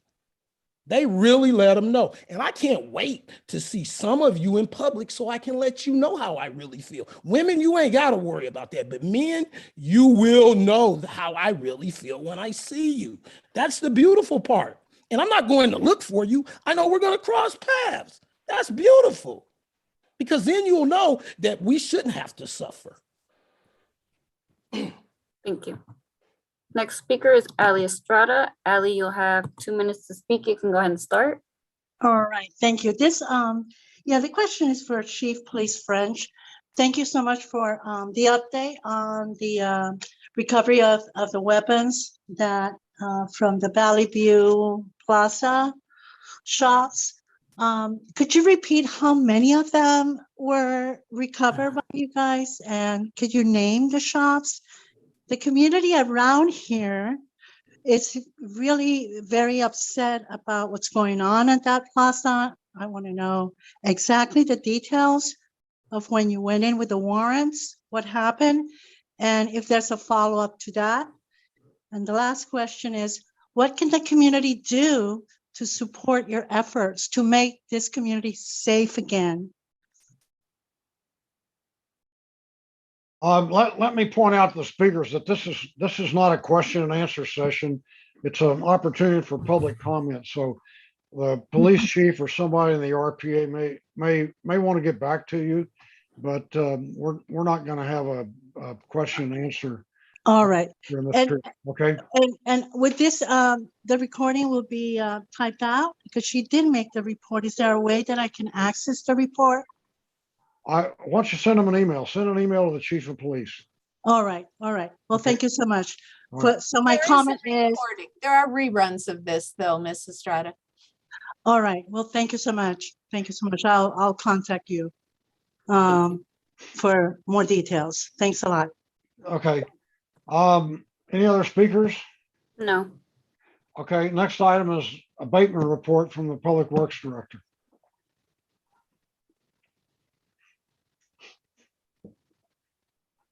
Good evening, Mayor and council members. KCRT will pull up a brief presentation on the abatement effort that's taken place over the last week. Next slide, please. Primary effort has been surrounding the Richmond Village and Metro Neighborhood Cleanup event. Both residents and staff from the Richmond Police Athletic League, Police Activities League, PAL, participated in this event. So you can see some of the mattresses and various illegal dumping that was hauled away. I did not receive the final count of tonnage that was hauled, but it was a successful event. Next slide, please. We also took part in cleaning the underpass of I-80 and Central Avenue. That was about 1.2 tons in that cleanup. You can see the before and after. That was done by abatement staff. Next slide, please. And then there was the Esmond Alley, and that was about 28 tons. That did include quite a bit of soil. You can see kind of the stark difference between before and after. Again, that was done by city abatement staff. Next item, please. Also just around town, some illegal dumping in various locations, some of the graffiti near the Point Richmond Tunnel, again, mitigated by abatement staff. Next slide. And again, just wanted to acknowledge both the Public Works Abatement Team, Richmond PD, as well as PAL in their endeavors in this past week to address these items. With that, I'll field any questions. Any questions from council members? Yeah, I have a question. Mr. Mayor. Go ahead. That's Central Avenue underpass is state property. Is it? Am I not correct? So there, yes, I think there's probably a maintenance agreement between Caltrans and the city in terms of who's responsible to maintain what. I don't know the specifics of that particular maintenance agreement, but the city may be on the hook for abatement in that location. Well, my question is, if we're cleaning up state property, why aren't we billing the state for the cost? That is a great question. And if that is the case, then we can pursue that. I know that Caltrans does have a program to, and we just received their schedule about a week ago for Contra Costa County, West Contra Costa County, and the off ramps within Richmond, and their cleanup schedule for those locations. But I will investigate and send you an email in terms of what the specifics on Central Avenue. The other area is that under the defunding, as I indicated, there were funds set aside for youth. PAL is already organized. They have young people ready to go. Then why aren't we creative and begin to use that PAL, and maybe you are using some of them, to assist in the cleanup of this city?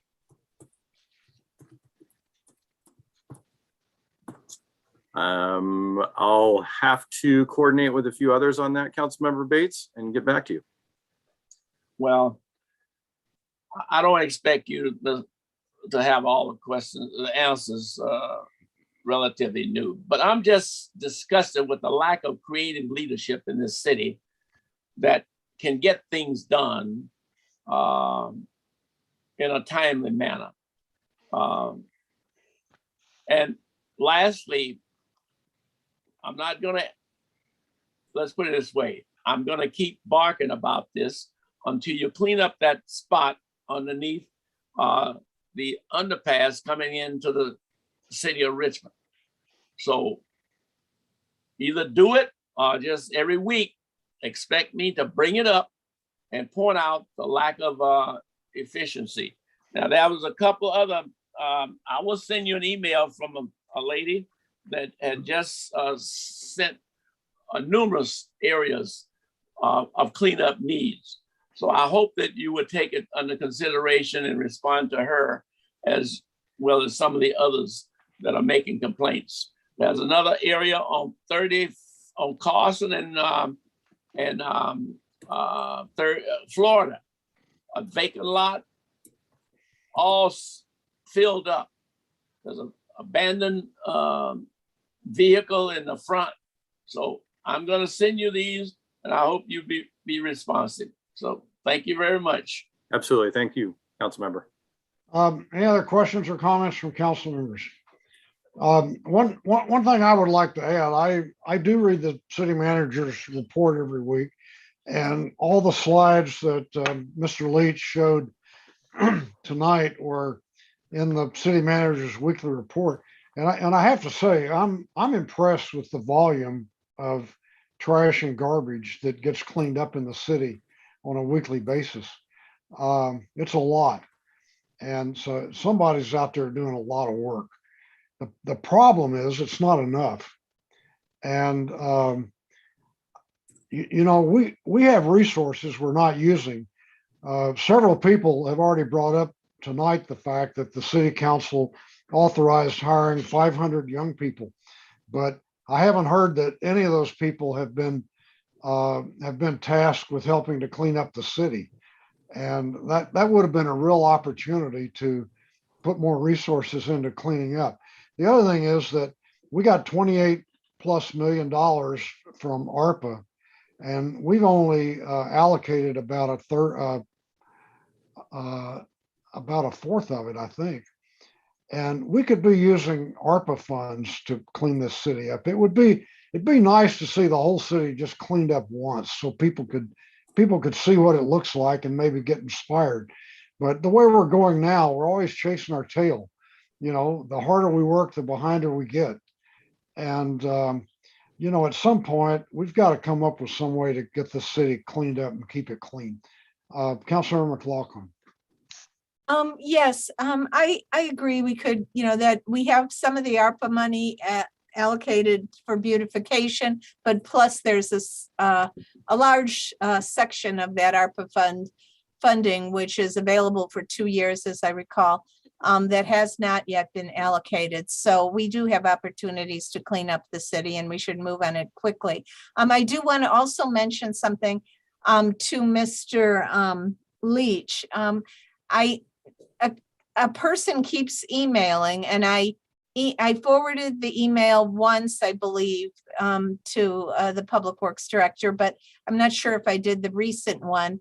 But she is very concerned because she witnesses Public Works staff lifting heavy items, and she's very concerned that they are, not their health or their injuries are going to happen. So can you just share what kind of, is it because you're understaffed, you don't have, are people taking on too much? Is she correct in that injuries could occur?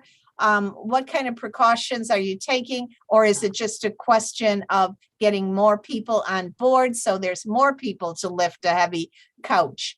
But I would like to be able to give her a response. Yeah, I appreciate that, Councilmember McLaughlin. I will respond to that particular email that you brought to my attention. But typically all the job classifications that we have lifting maximum lifting requirements. And if staff are lifting things beyond that, then we need to figure out means and methods to make sure that they're not, whether it's lift gates or using some type of dollies or things along those lines. There's ways that we can make sure that staff aren't lifting items beyond the requirements of their job descriptions. Okay, thank you. I appreciate your attention to that. Absolutely.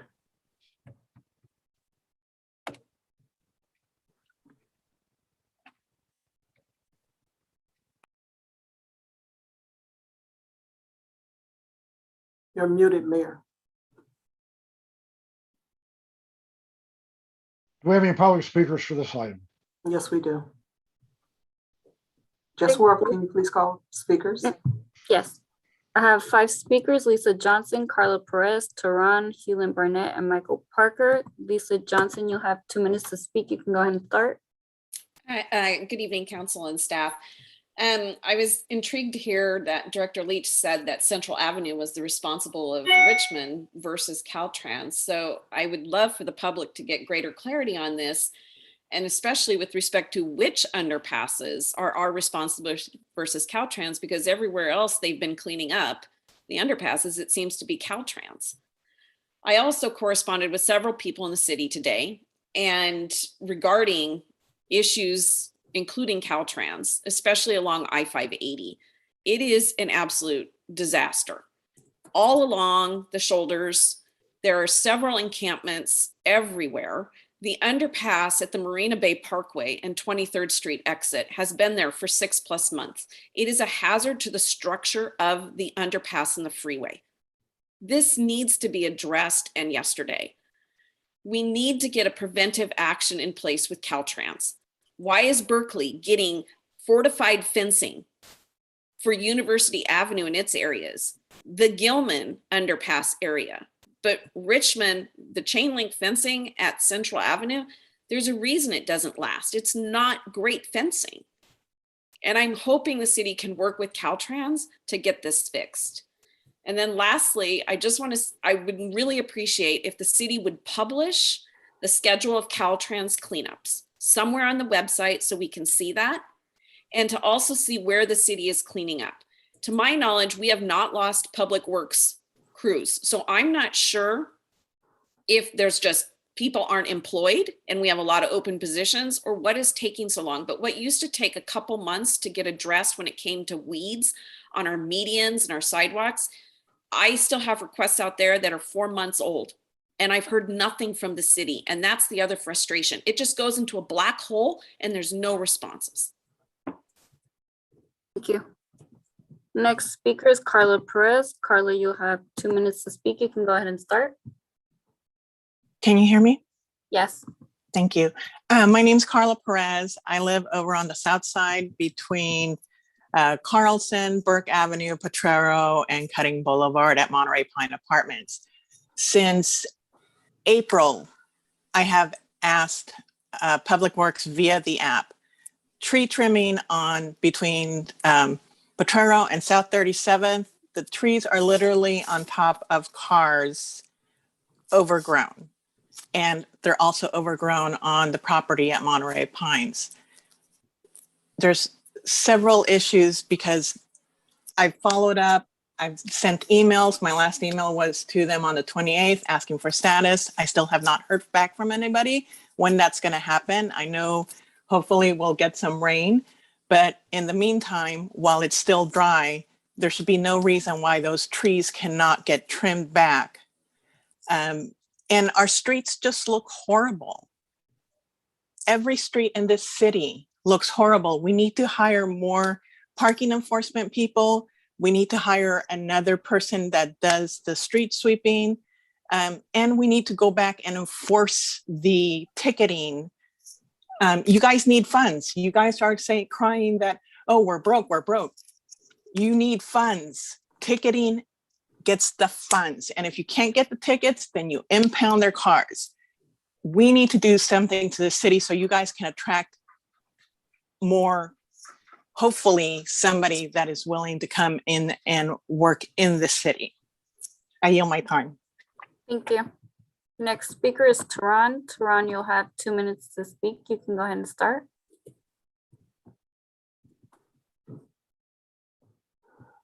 Tehran.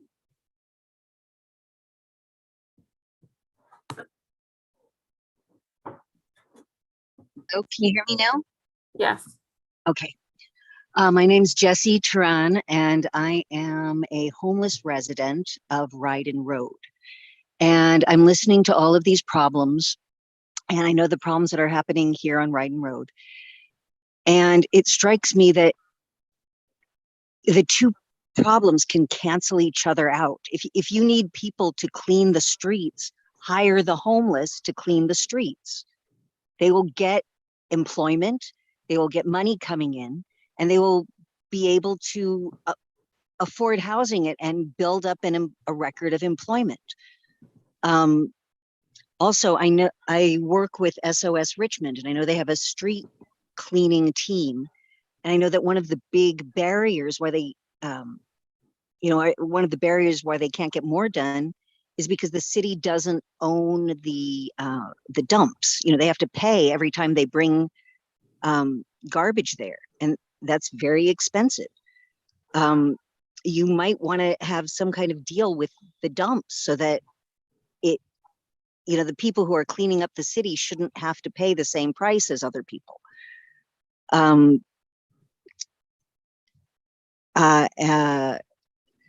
As far as the abatement goes, if you hire homeless people to keep the streets clean and say you only get paid if this is kept clean, they're going to keep it clean. As far as other jobs, I have an arborist that lives right next door to me. As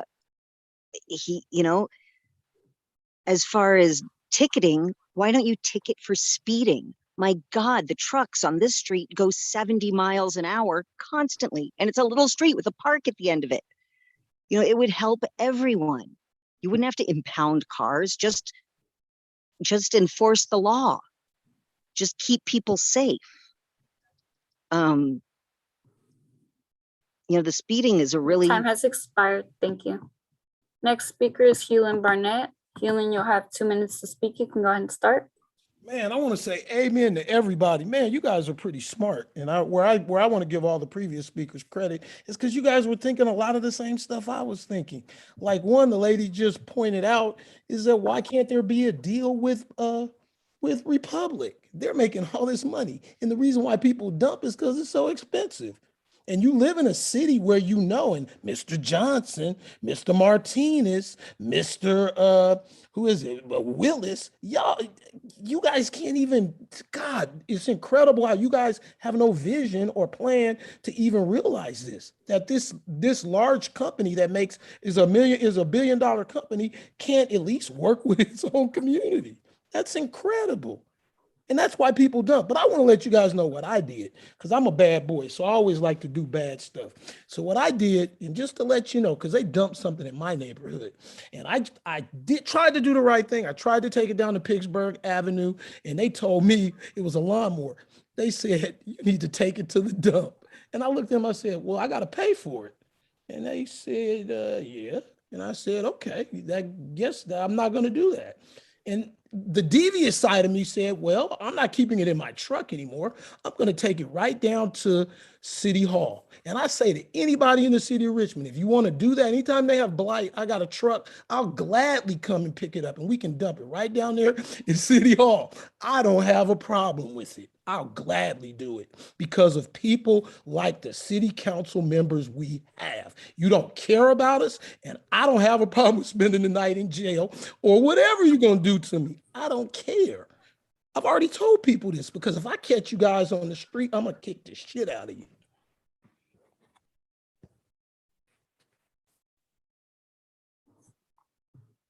Next speaker is Michael Parker. You'll have 2 minutes to speak. You can go ahead and start. Yes, good evening again. I wanted to thank who's ever doing this meeting for the technology skills. It seems to be right on point. And also thank you to the city crews who are picking up all the cleaning all the time. On the Nextdoor app, it kind of seems like, it kind of seems like, yes, the Richmond dumps is way too expensive, the dumping area. And I guess that's why a lot of it is happening. The other thing I got to see is as I go through the neighborhoods and I see more fences and barking dogs and whatnot, and fences separate, that kind of gives the feeling of just throw that couch and mess over the fence. It's a city property. And the Richmond Greenway, which was so beautiful, really needs to be patrolled because there's active dumping going on there day and night. Brazen, just pulling up, dumping the crap out of there and letting it go. And what I'm hearing from the meeting here is it kind of seems like, oh, well, I guess that's the practice. What we do, just dump it and the city will continue to clean it all up.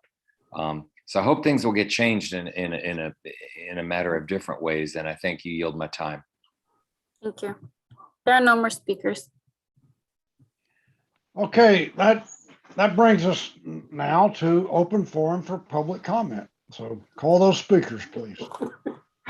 Yes, open forum will be an opportunity for the public to make comments on any items that remained on the consent calendar or items that are not on the agenda. If you wish to speak on any item that is listed on the agenda, please wait for the item to be called for discussion. And just to remind the public, items I2, 3, I5, I7, and I11 will come up later in the agenda. And also, I'm sorry. And also to just remember to keep your comments respectful. Yeah, because that last one was a threat, a straight up threat, and I hope the police chief heard it.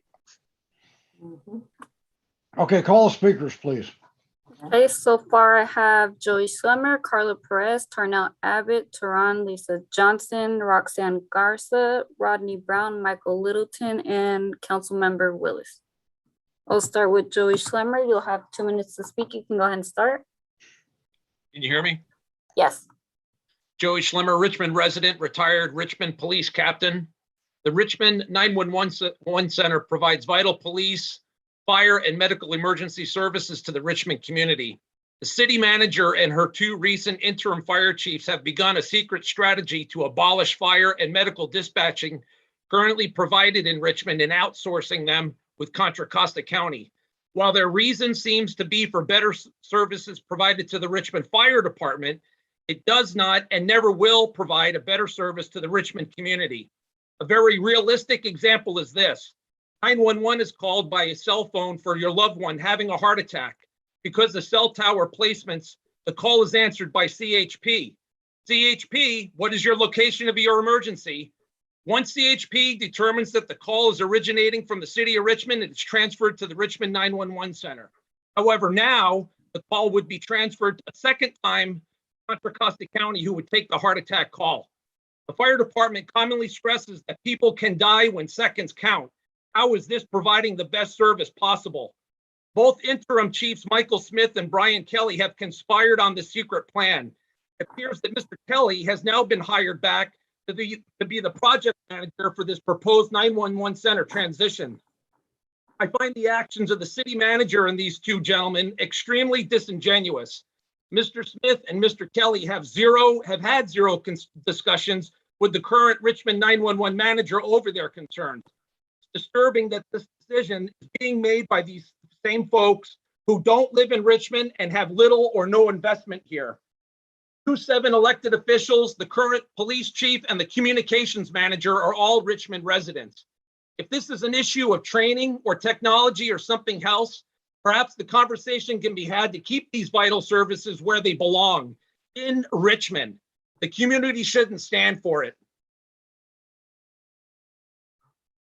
Thank you. Next speaker is Carla Perez. Carla, you'll have 2 minutes to speak. You can go ahead and start. Thank you. Can you hear me? Yes. I would like to address the Tamisha Walker Torres on the Richmond Task Force. I really think after this last incident that was published and everybody saw it on KTVU, that she needs to step down from the Richmond Task Force and any kind of affiliations that she has with the city of Richmond. I really don't think that we want people like that to portray us in our city or speak for us in our city. I yield my time. Thank you. Next speaker is Tarnell Abbott. Tarnell, you'll have 2 minutes to speak. You can go ahead and start.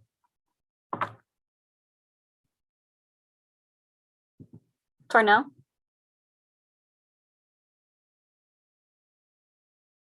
Hello, can you hear me? Yes. Thank you.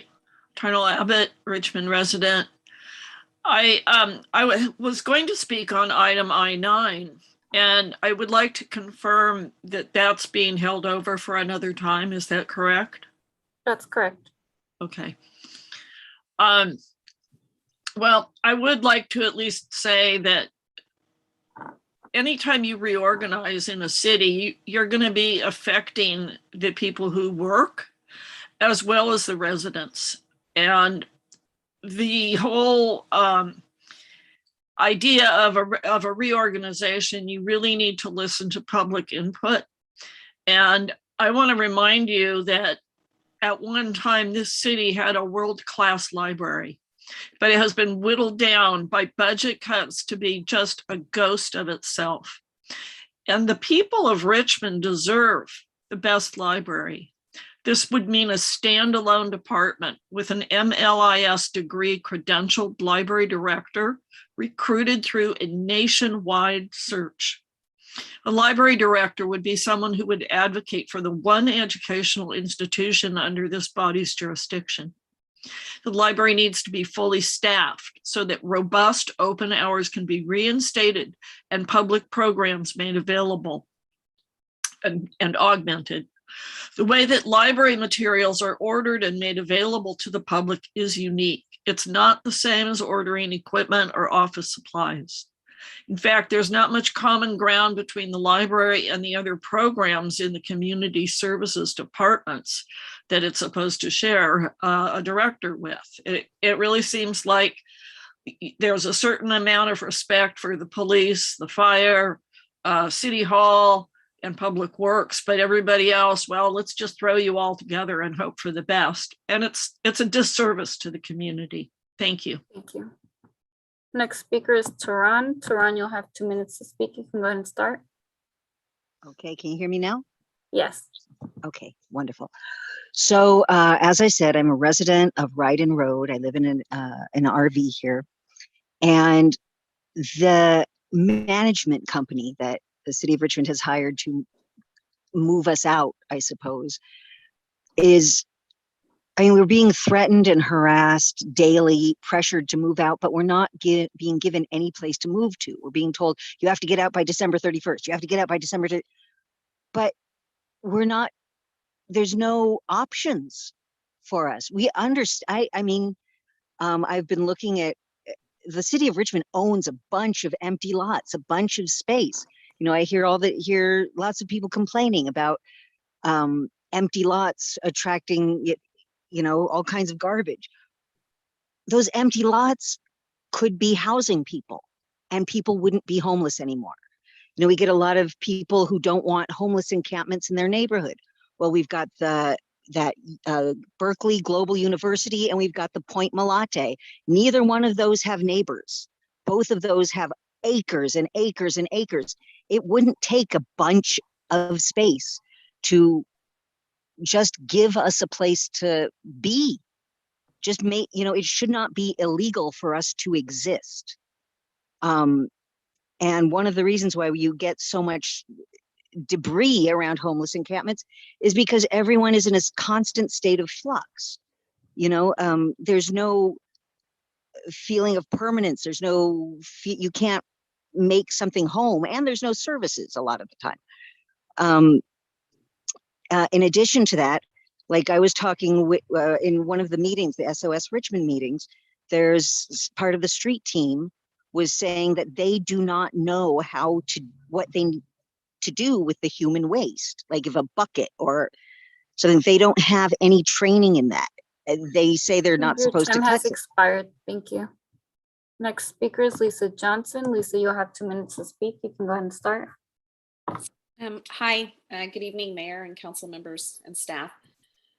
I am respectfully requesting that Councilmember Martinez, who appointed Tamisha Walker to the Reimagining Public Safety Task Force, please remove her immediately if she's not willing to recuse herself on her own will.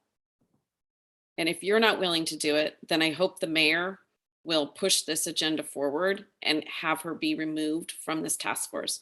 She is not who we need representing this city.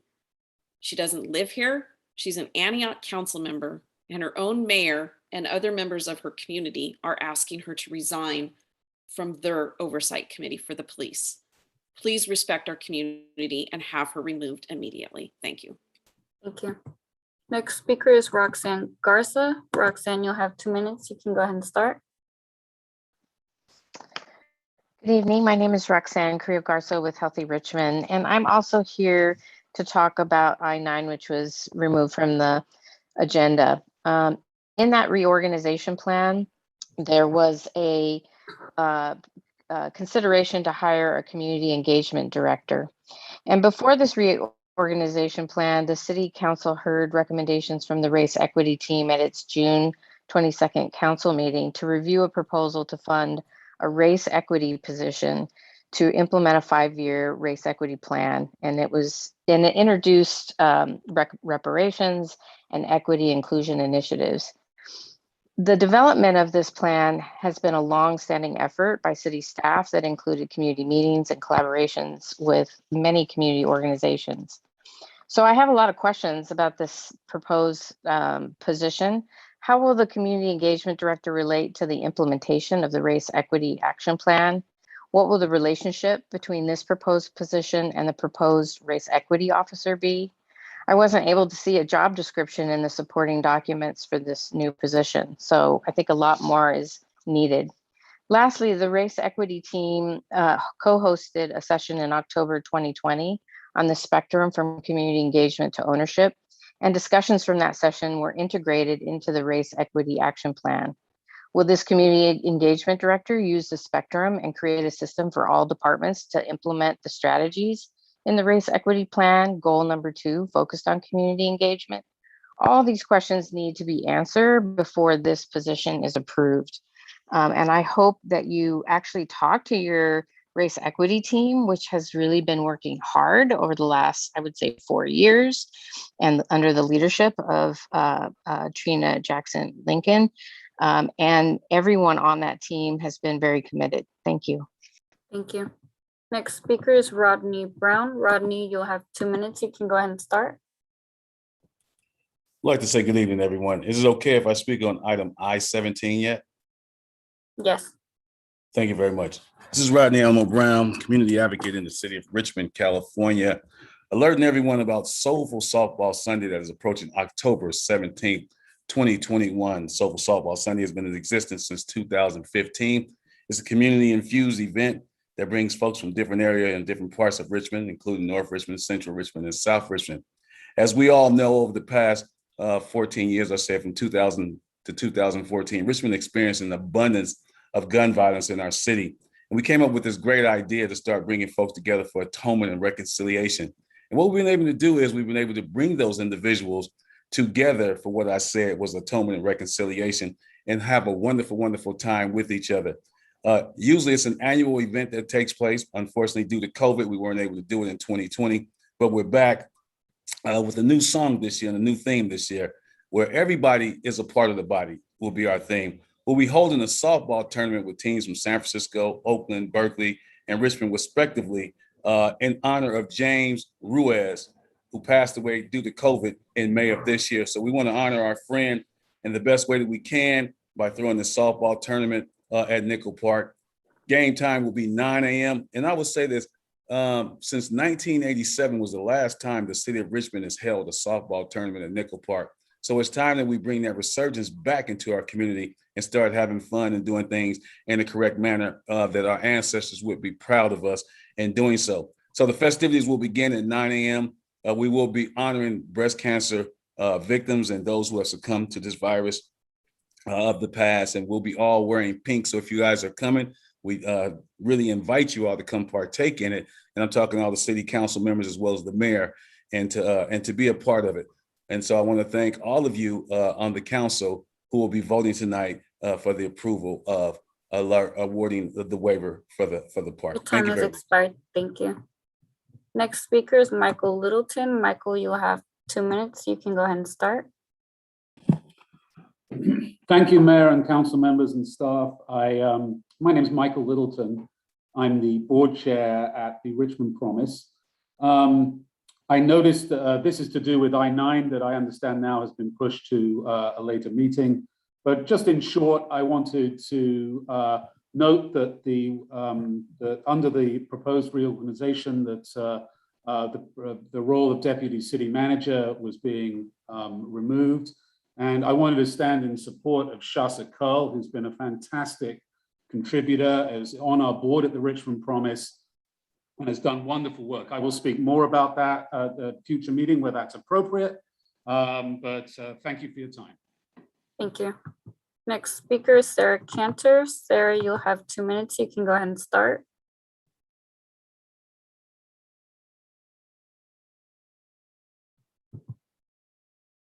Sarah? Sorry, I accidentally raised my hand. Okay, thank you. The next speaker is Councilmember Willis. You'll have 2 minutes. You can go ahead and start. Hello. I'll just try to run through some of my comments real quickly. I just wanted to give an additional email for the public to reach me at with issues and concerns, and if there's something that can actually be done about city issues that you're noticing and you're not able to get a hold of staff for one reason or another. That email is melvin4richmond@gmail.com. That's Melvin, F-O-R, richmond@gmail.com. I usually tell people just send me a picture of the issue, how long it's been going on, so we could try to get it to staff as immediate as possible with already a lot of the outstanding requests that are out there and that they're processing too, but I try to do the best I can to get issues to the forefront. There was a lot about illegal dumping mentioned today during the public comments. And I'd also encourage you to reach out to me and staff about the Joint Powers Authority that the city of Richmond is on, Recycle More. Our next meeting is actually going to be around 6 p.m. on October 14th via Zoom. And that's where we're working with other cities in our region around dumping issues and solid waste in general. And that's also a good forum to show up to around about these issues. And the main reason I signed up for public comment, if I pissed somebody off on accident for this, I'm sorry, but I agree with us doing, the police reports, abatement reports, city manager reports. I definitely agree with all of that. It's good information to have, especially for the public. But my issue was that it's almost 9 and we're just getting through public comment. And that's unfair to members of the public. That's unfair to staff and us as council members, especially when a lot of it is us talking over each other, abusing staff, or just trying to make a political point. So I might introduce some rule changes around just getting information and not speaking to the issues. Thank you. Thank you. There are no more public speakers. The next item is our consent calendar. Is there a motion to approve the consent calendar? Just reminding you, items I2, I3, I5, I7, I11, and I13 have been removed, and they'll go to the end of the agenda. Do we have a motion on the consent So calendar? move it. And I9 is also not included. in Yeah, this. I9 is totally gone from the agenda. So, Vice Mayor, you had a motion? I had a motion, yes. Okay. Second. And the second by Councilmember Martinez. So call the roll, Madam Clerk. Councilmember Bates, Yes. Councilmember Jimenez, Yes. Vice Mayor Johnson, Of course. Councilmember Martinez, Yes. Councilmember McLaughlin, Yes. Councilmember Willis, Yes. and Mayor Butt. Yes. The vote is unanimous. Next item is item J1. Would you read that, please, Madam Clerk? Yes, item J1 under council as a whole is to direct staff to complete negotiations the City National Bank with respect to a loan agreement to refinance the 2005 bond and swaps, Royal Bank of Canada with respect to amending the swaps, and have concluded satisfactorily to bring an authorizing resolution and associated documents to the City Council for adoption as soon as feasible, optimally in fewer than 75 days. Is there a staff report? There is. Thank you, Mayor and council members. So in terms of always trying to be good stewards of the taxpayer money and in support of our long-term fiscal sustainability, we have a significant outstanding debt with some pension obligation bonds, often referred to as POBs. There are a couple of issues with those that are going to have to be addressed in the next year and a half or 2 years. And there's actually an opportunity at this time to address those issues in a more cost-effective manner. So we do have two experts who are both from two different firms who are both fiduciaries of the city, which means it is their obligation to try and make sure that you all are informed of and aware of the best possible economic options for, that you have in front of you.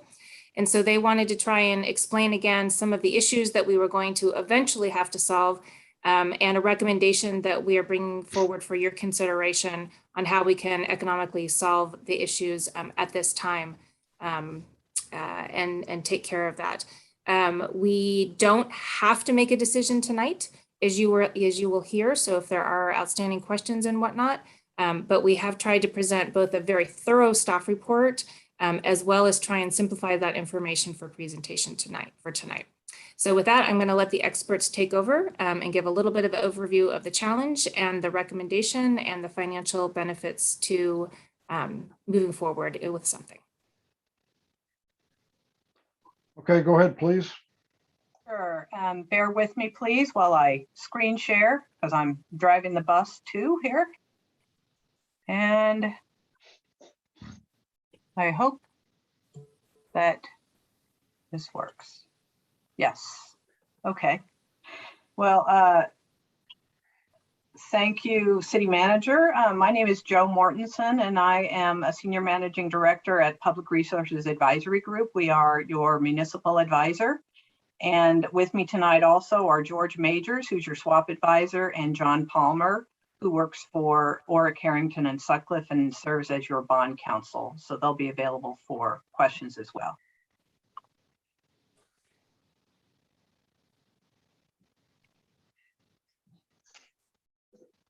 Okay, so good evening, Mr. Mayor and council members.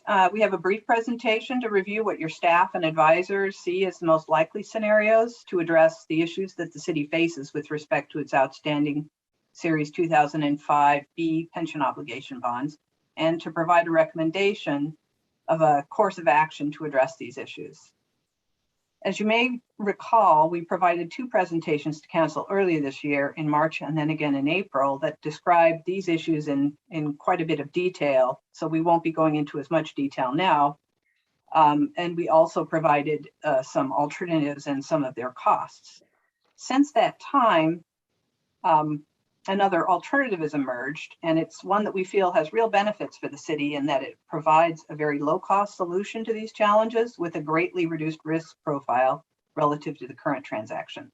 It does involve retaining a modified version of the existing interest rate swap, and while we recognize the council has established policies not to engage in new swap agreements, we felt it was important to bring this option to the council's attention, as it provides the lowest cost solution by far, and with what we believe are manageable risks.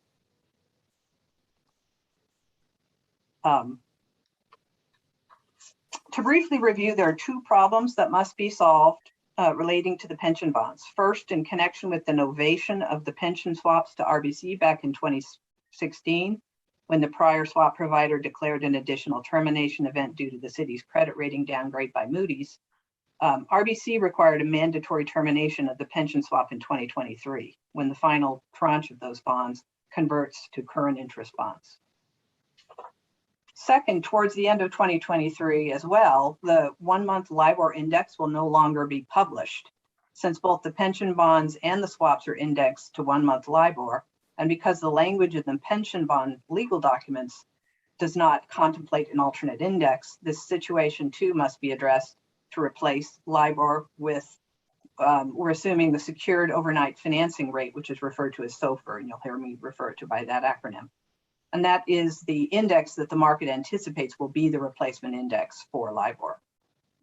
While we do have a bit more time to address these issues, your staff and advisors believe it's important to address them sooner rather than later, to ensure we are taking advantage of the favorable conditions that exist today, both in terms of the general bond market and also the options that are now available to the city.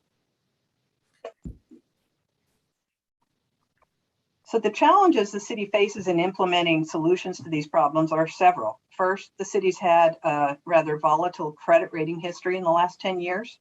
And while the city's current rating of AA- by S&P Global Ratings is strong, in the last 20 years, the city's experienced significant volatility, most recently in 2015, when Moody's downgraded its credit rating of the city to Ba1, which is below investment grade, thus triggering that additional termination event in the pension swaps. S&P also downgraded the city's credit rating to BBB+ in 2015. But since that time, and with a lot of work on the part of the city council and city staff in restoring budget stability and building adequate cash reserves, the rating was restored to AA- in 2019. And while the history is challenging, the future doesn't need to be so volatile so long as the city continues to manage its finances prudently by passing balanced budgets with ongoing solutions and sufficient cash reserves. The second challenge is that none of us has a crystal ball, and we can't know with any certainty where the market interest rates will be tomorrow or in 6 or 9 months. Thus, many of the alternatives we described today are based on current market rate assumptions that are subject to change on a daily basis. And lastly, there are alternatives available to the city today, namely the recommended loan and modified swap structure we'll describe shortly, that may not be available to the city in future. So this is a rather dense chart, but it is attempting to lay out 3 main alternatives to providing solutions to the problems of the near-term LIBOR phase-out and the mandatory termination of the pension swap in 2023. One option, option 1, is simply to do nothing and wait until 2023 to address it. On the plus side, there is a chance for a better outcome than the other scenarios, but there is also a chance for a significantly worse outcome, mainly because we do not know what market conditions will be in 2 years. Option 2, both 2A and 2B, involve refunding the pension bonds and terminating the related interest rate swaps with the proceeds of taxable fixed rate bonds. Option 2A assumes the bonds are sold through a public sale in the public capital markets. Based on market rates as of late August, this scenario would cost about $3.7 million more on a net present value basis than the current structure, or about $419,000 annually. The advantages of the structure are several: lower long-term risk and complexity since the interest rate swaps would be terminated, and the risk of potential future credit downgrades would be borne by bondholders and not the city. However, the disadvantages that are that it would take at least 6 to 8 months to bring these bonds to market, since the city would have to go through an underwriter selection process and then develop bond documents and disclosure documents and obtain credit ratings that are necessary for the public sale of bonds. In this time, interest rates could change, causing the economics to change and possibly quite materially. And as a reminder, when we started looking at these bond alternatives last year, the cost of a fixed rate bond with termination was about $14 million higher than it is today.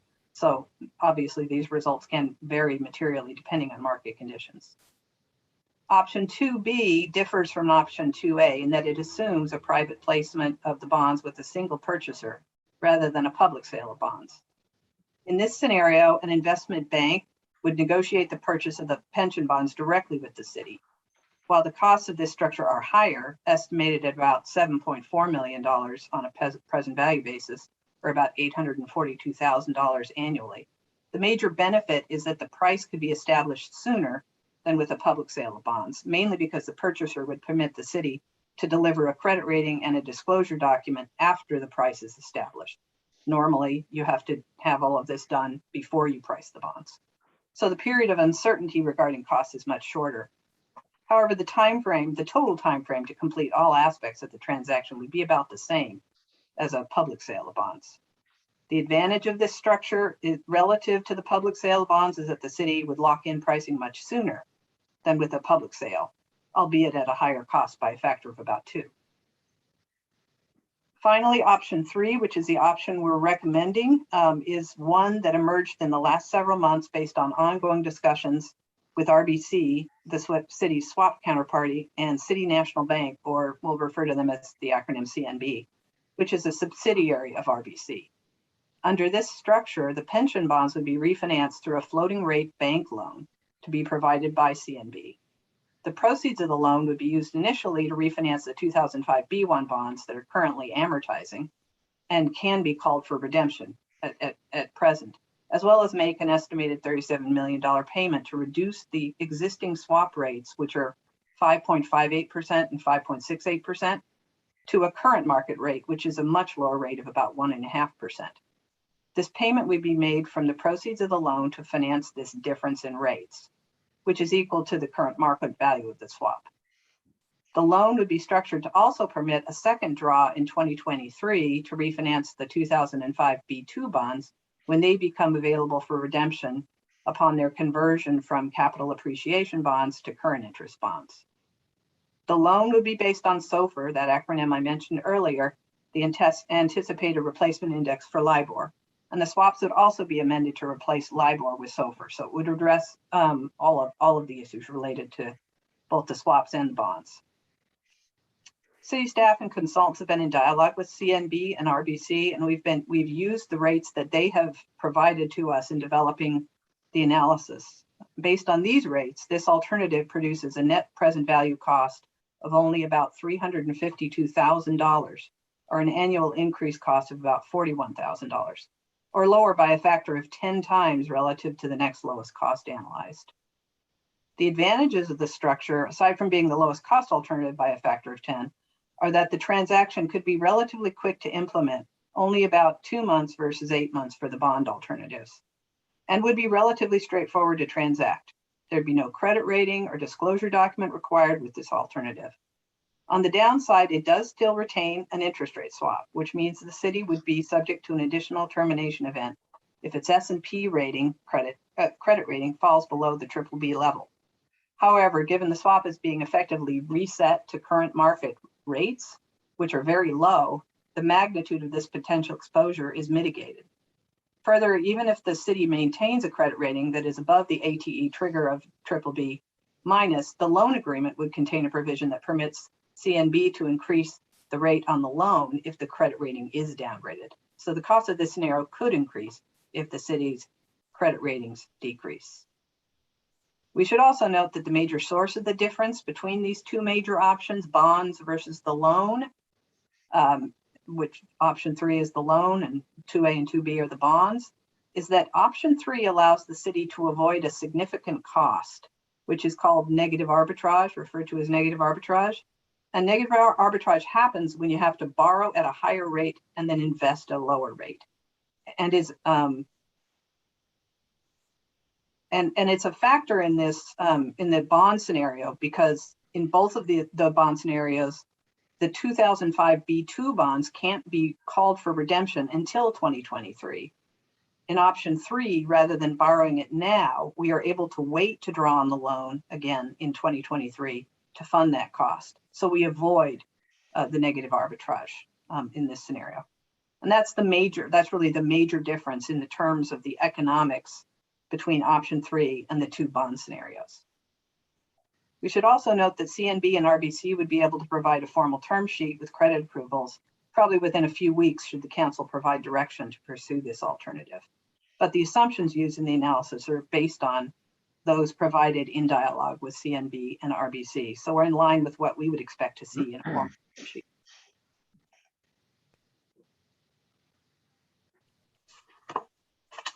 So these next few slides just present the costs of the various alternatives discussed in a few different formats, just for those of us who like pictures versus numbers. This slide shows the net present value cost of each alternative relative to the current structure. And as you can see, the do nothing scenario is unknowable at this time because we don't have a crystal ball and we can't see where the taxable municipal market will be for the city in the next few years. Options 2A and 2B involving the issuance of bonds are based on rates at the end of August, although of course we do not know where rates will be when either of these 2 options could be implemented. In a few months in the case of a private placement structure, and about 8 months in the case of a public capital markets sale of bonds.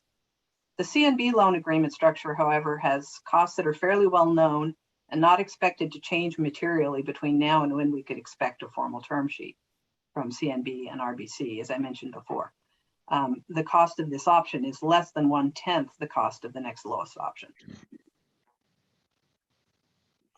Now, for those of you who like to see numerical data, this slide shows the difference between the city's current payments, which you'll see in the second column here, and the cost differential from these payments for each of the options analyzed.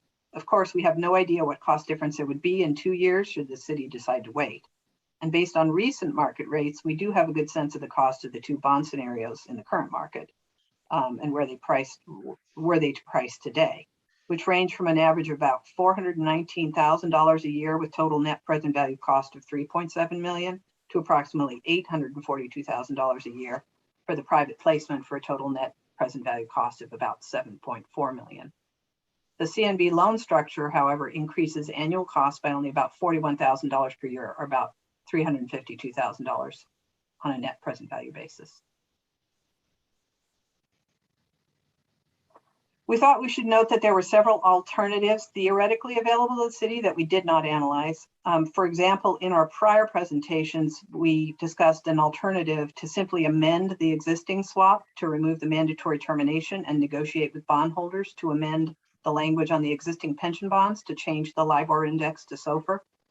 We did not include this, at least in the alternatives that we presented to you, because the CNB loan structure in option 3 provides superior results to that alternative by quite a margin with a lower level of risk. We also did not consider refinancing the pension bonds with a variable rate obligation and terminating the swap entirely.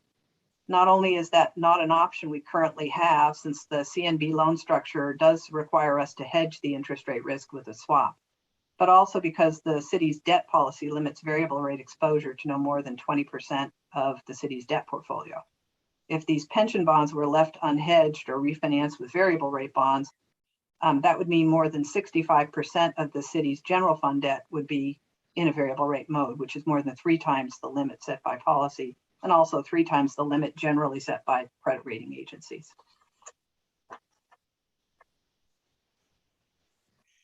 Next, we'll discuss the risk related to the recommended CNB loan structure.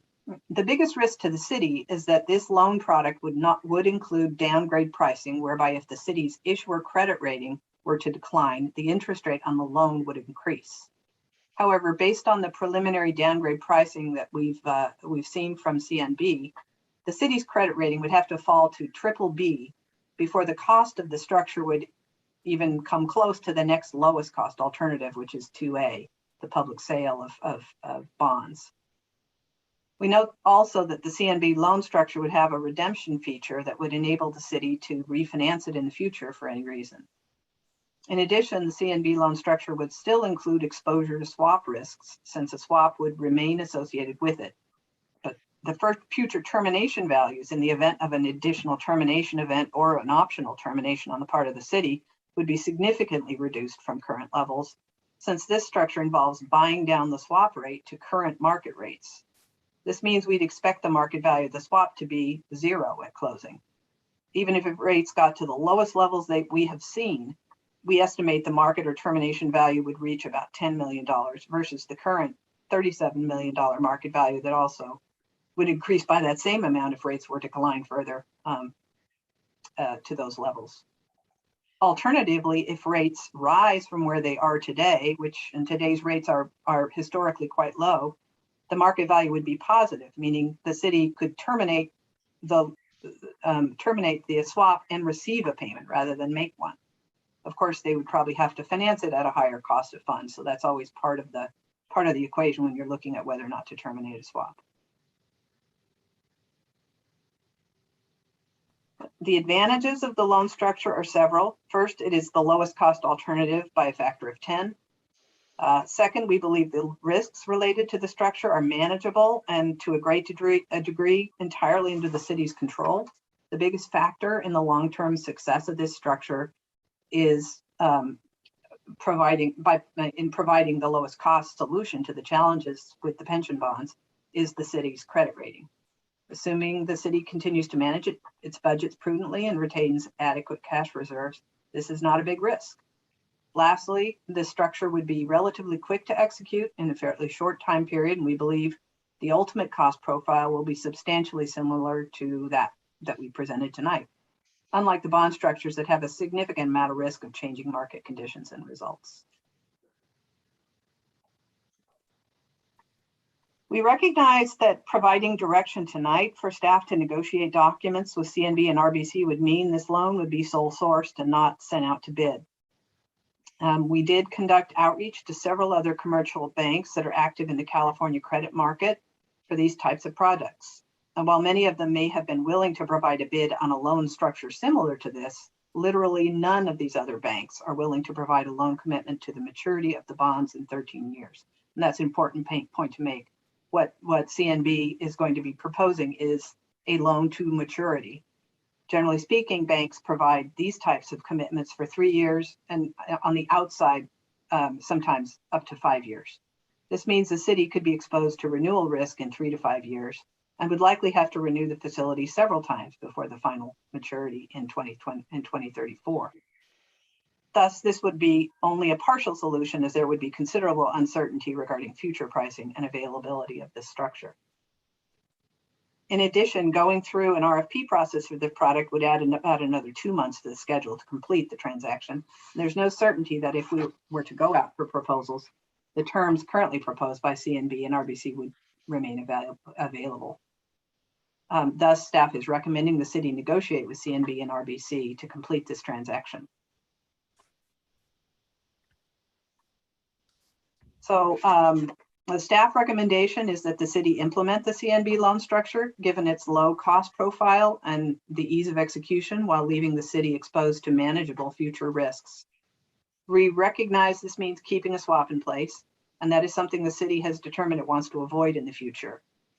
If council prefers to terminate the swaps and fix out all the pension debt, that too can be done, but the process would be more lengthy, costly, and uncertain as to the execution and costs. But it certainly can be done, albeit at a higher cost. So with that, George and John and I are happy to respond to your questions. Other questions from council members? Councilmember Jimenez. Yeah, thank you for the information. I have several questions, but my first question is that you just said that this is not an amendment to the swap. And were you aware of the policies? When were you aware of the policies that we just passed for the budget guiding principles? that we don't want to enter, like the city council voted that we don't want to enter into new swaps. I personally, I was aware that you didn't want to enter into new swaps, but we felt this was a modification of an existing swap, not a new swap. And we wanted to be sure that we were providing you with this information because the costs, this particular structure provides you with a virtually almost cost-free solution to your problem. So we thought it was, incumbent on us as fiduciaries to make you aware of this. And we recognize, that new swaps are not something that you want to do, but, it may be a semantics difference. Is this a new swap? Is it a modified swap? We wanted you to be able to make that decision. Well, I think like I am asking you, is this a new swap or not? I think of it as a modification of your existing swap. You have a swap now. This modifies that swap by reducing the rate and replacing the index. But is this a new agreement? I'll let George answer if this is a new agreement or a modification of the existing terms. I think in substance, it is a termination and a new one. So it's a new swap. So what we are here is that maybe we get the direction right now, we are entering a violation of our own policies, right? Certainly, Mr. Mayor, council members, good evening. Good to be with you again. I assume that the rationale for a policy, and I personally became aware of the change in your policy this morning. Was the first time I became aware of that. Is or was based on an assessment of the city considering or assuming that certain risks were always attendant in swap vehicles, and that for that substantive reason, it was determined that they were inappropriate. There are risks associated with swaps. In this particular application, the vast majority of the risks that do exist in some applications do not exist. And this, in substance, preserves essentially only the downgrade risk that Joe described, to below the BBB level. So I think in substance, it is your policy. And you can modify it and you can create exceptions to it if you see that the reason for the policy change that you made doesn't apply to this particular set of circumstances. If you don't agree with that, then yeah, you would not consider this and we wouldn't move forward.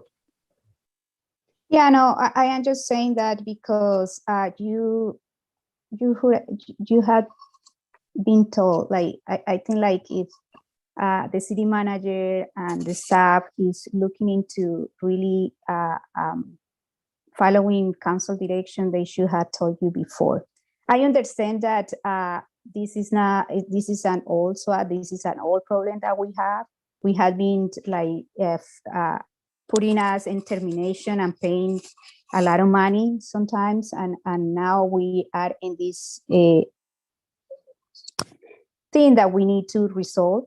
And I am not saying that is no swaps or not. We need to look at what is the best thing for the city. But one thing that I am quite worried is that you are the swap provider, and you and CBN, you are at subsidiaries of RBC. Is not that a conflict of interest? Like the swap, like I think for me is like swap advisor want us to be in swaps. Like it's kind of like if somebody is the seller of hammers and there are 3 auctions and they are saying, well, the hammer is the best thing. Of course, it is the best thing because they are going to get some money, and then that.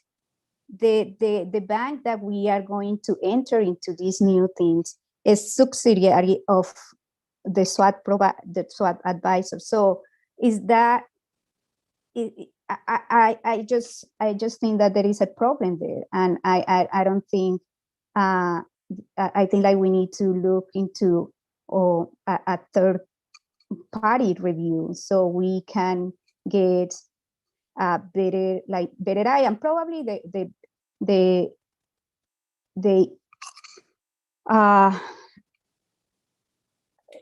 when we have that, it could be that, yeah, the swap is the option. But for me, it doesn't sit well with me when we are talking about that the ones who did this analysis is the swap provider, that also, and the bank that we are going to do that is a subsidiary of the swap advisors.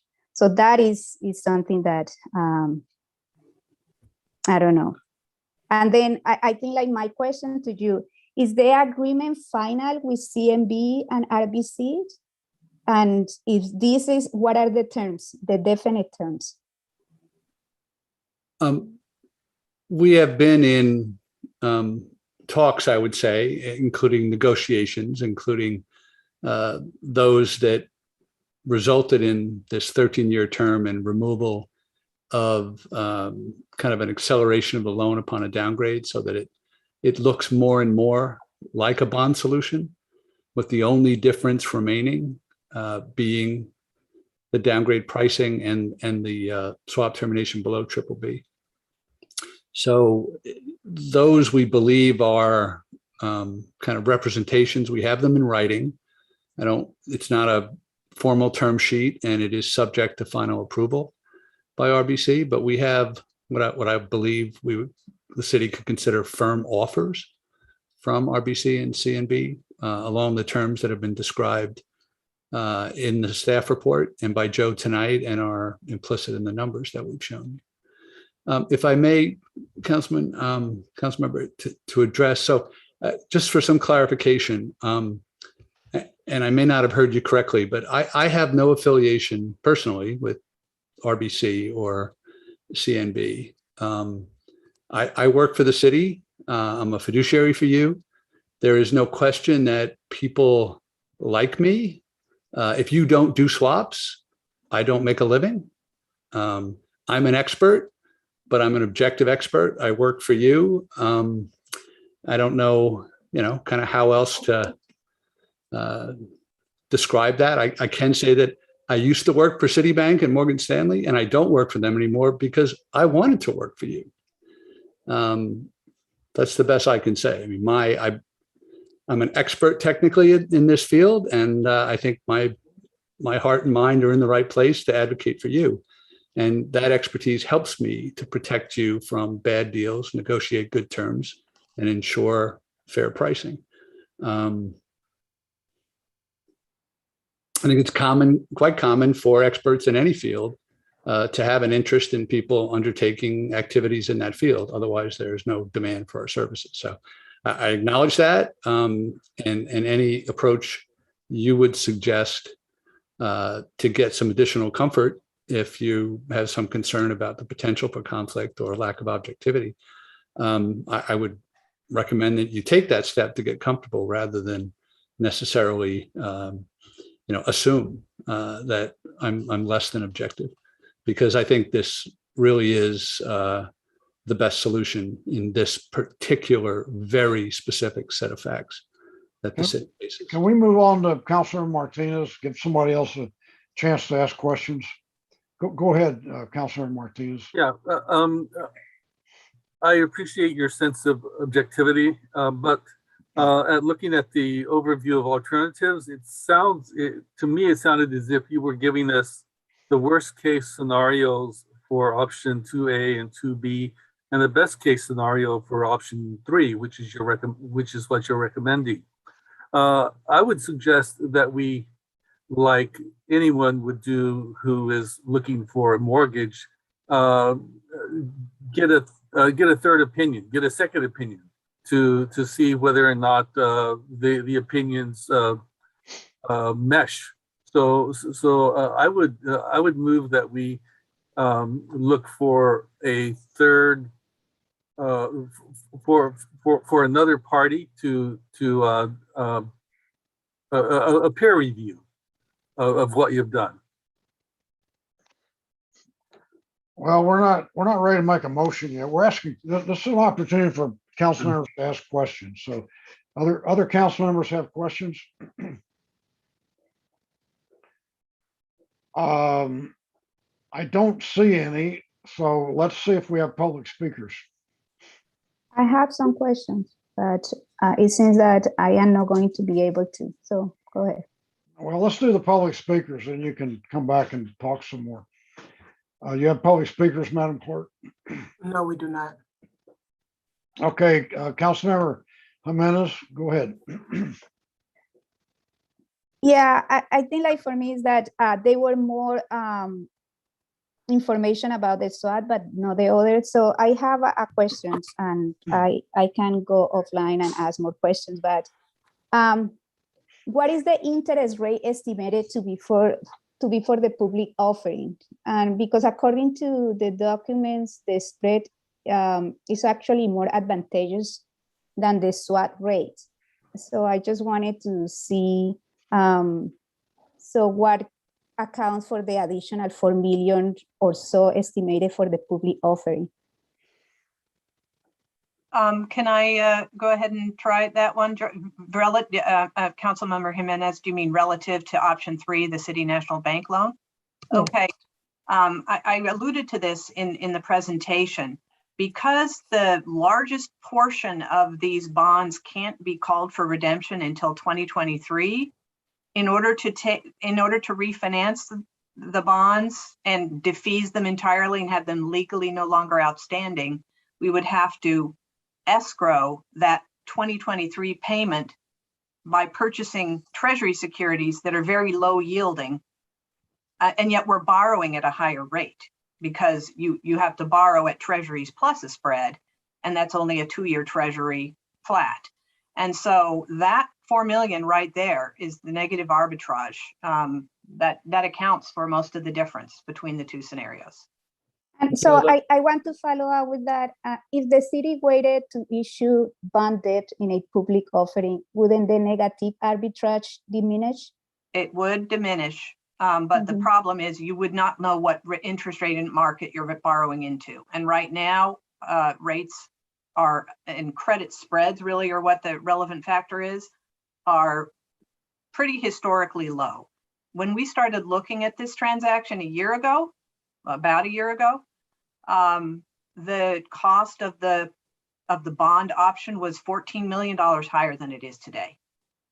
That's how much variability there can be. So we can wait, but we run the risk that that $4 million gets completely consumed by higher rates.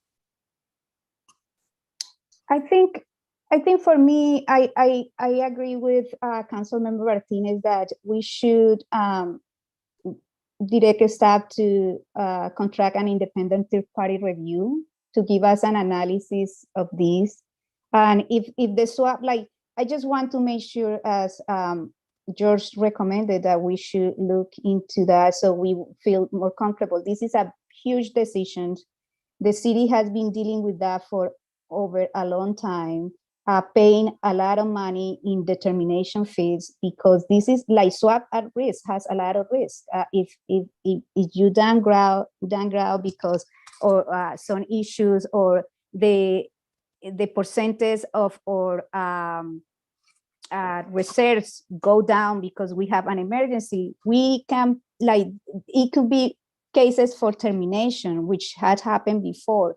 So I think, like, I am willing to second the motion that Councilmember Martinez put there, that is direct staff to contract an independent third-party review to give us an analysis of these auctions in more detail, and then we can go from there. Mr. Palmer, got a hand up? Thank you, Mayor Butt. I'm John Palmer, your bond counsel with the firm Orrick, Harrington and Sutcliffe. As you may or may not know, as an attorney, I'm required by state law to place the interests of my clients first and advocate zealously in their behalf. And it's in that spirit that I would like to suggest to council a third-party review of the work that Joe and George have undertaken is a waste of public resources. Joe and George are experts in their field. And as they said, they're both fiduciaries to you. They're both legally bound, like I am, to act in the city's best interests. Neither Joe nor I have a particular affection for swaps, but right now the City National Bank option is by far the cheapest option available to the city. Doing a fixed rate refunding will be dramatically more expensive. And that's why we're recommending the City National Bank deal. But I would like to put out there that Joe and George are respected as experts in their field, and they are acting in the best interests of the city because that's what's required by law. And I think that the work that they've done doesn't need to be redone. That the council and the city's time and money may be better spent elsewhere. Councilor McLaughlin.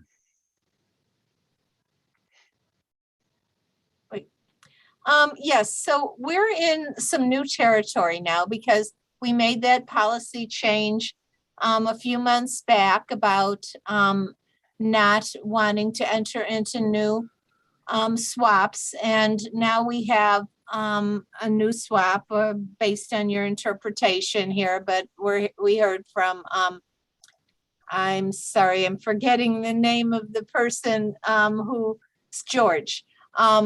Saying, well, yes, this is or could be seen as a new swap. So I think and I don't think it harms us to get another opinion. It's not something that is a reflection on anyone else. It's just wanting us to have as much information as possible before we make a decision. And given that this is new territory and it came before us, I mean, from your information, it sounds like this does have a lot of advantages, but I think I would feel more comfortable with more information because I don't quite get it yet in terms of, I do hear you saying that there is a downside for the loan, which would be if the city's credit rating goes down below BBB minus or something. And, of course, we don't want that to happen, but emergencies do happen.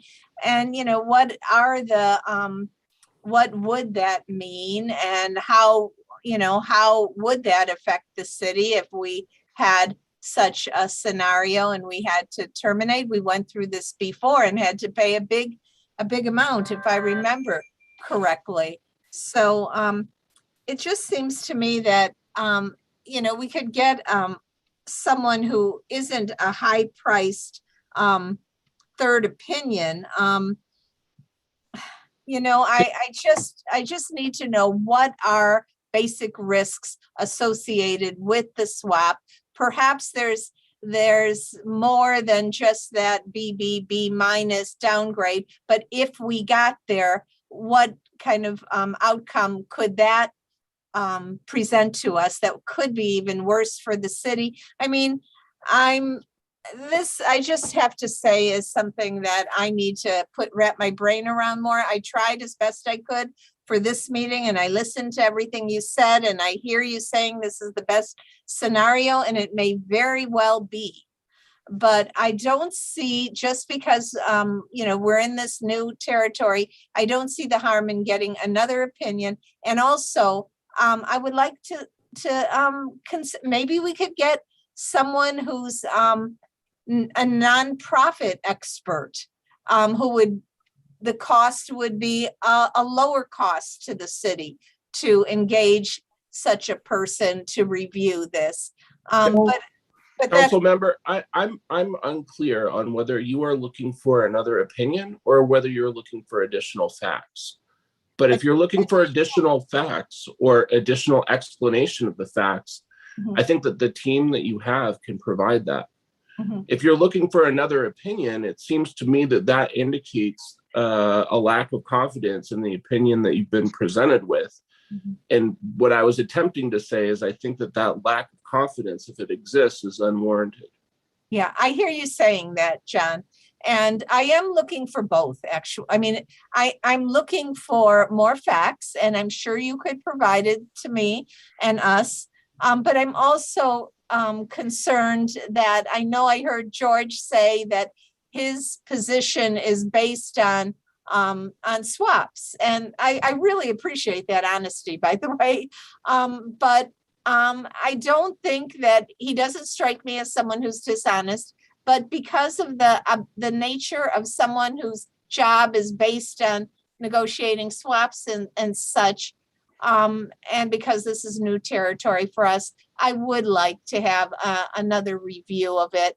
And I'll be very excited if it turns out you guys are all right, and I'll say you were right. You know, now we feel comfortable. If we find a little bit of new information or new ways to wrap our brains around this, and we're saying, well, you know, maybe another option is better, then, you know, that will be the outcome as well. But I'm not saying that I don't have trust in you. I'm just saying that the objective situation of having someone whose job depends on negotiating swaps feels a little uncomfortable, and I just want to feel comfort. Look, I got to jump in here a minute. So, first of all, who on staff is in charge of this? Is it the city manager, the finance director? I need to ask them some questions. So, who wants to respond to me? So it has been a team effort, started with our finance director, working with our outside experts during the period of having to backfill some things. We've had our interim deputy city manager, Neil Comello, working with folks, and I have been involved towards the end when a lot of the analysis has been done. So Okay, well, let me ask my questions. First of all, the team we have here, I assume they were approved by the city council to be retained at some point, right? That's my understanding. Yeah, and through it, yes. Do you know when that happened?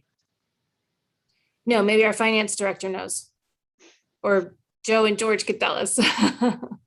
I can tell you, this is Joe Mortensen from Prague, that we were selected through an RFP process that happened most recently. We've gone through 2 RFP cycles. Most recently, I think it was in 2019. It was when?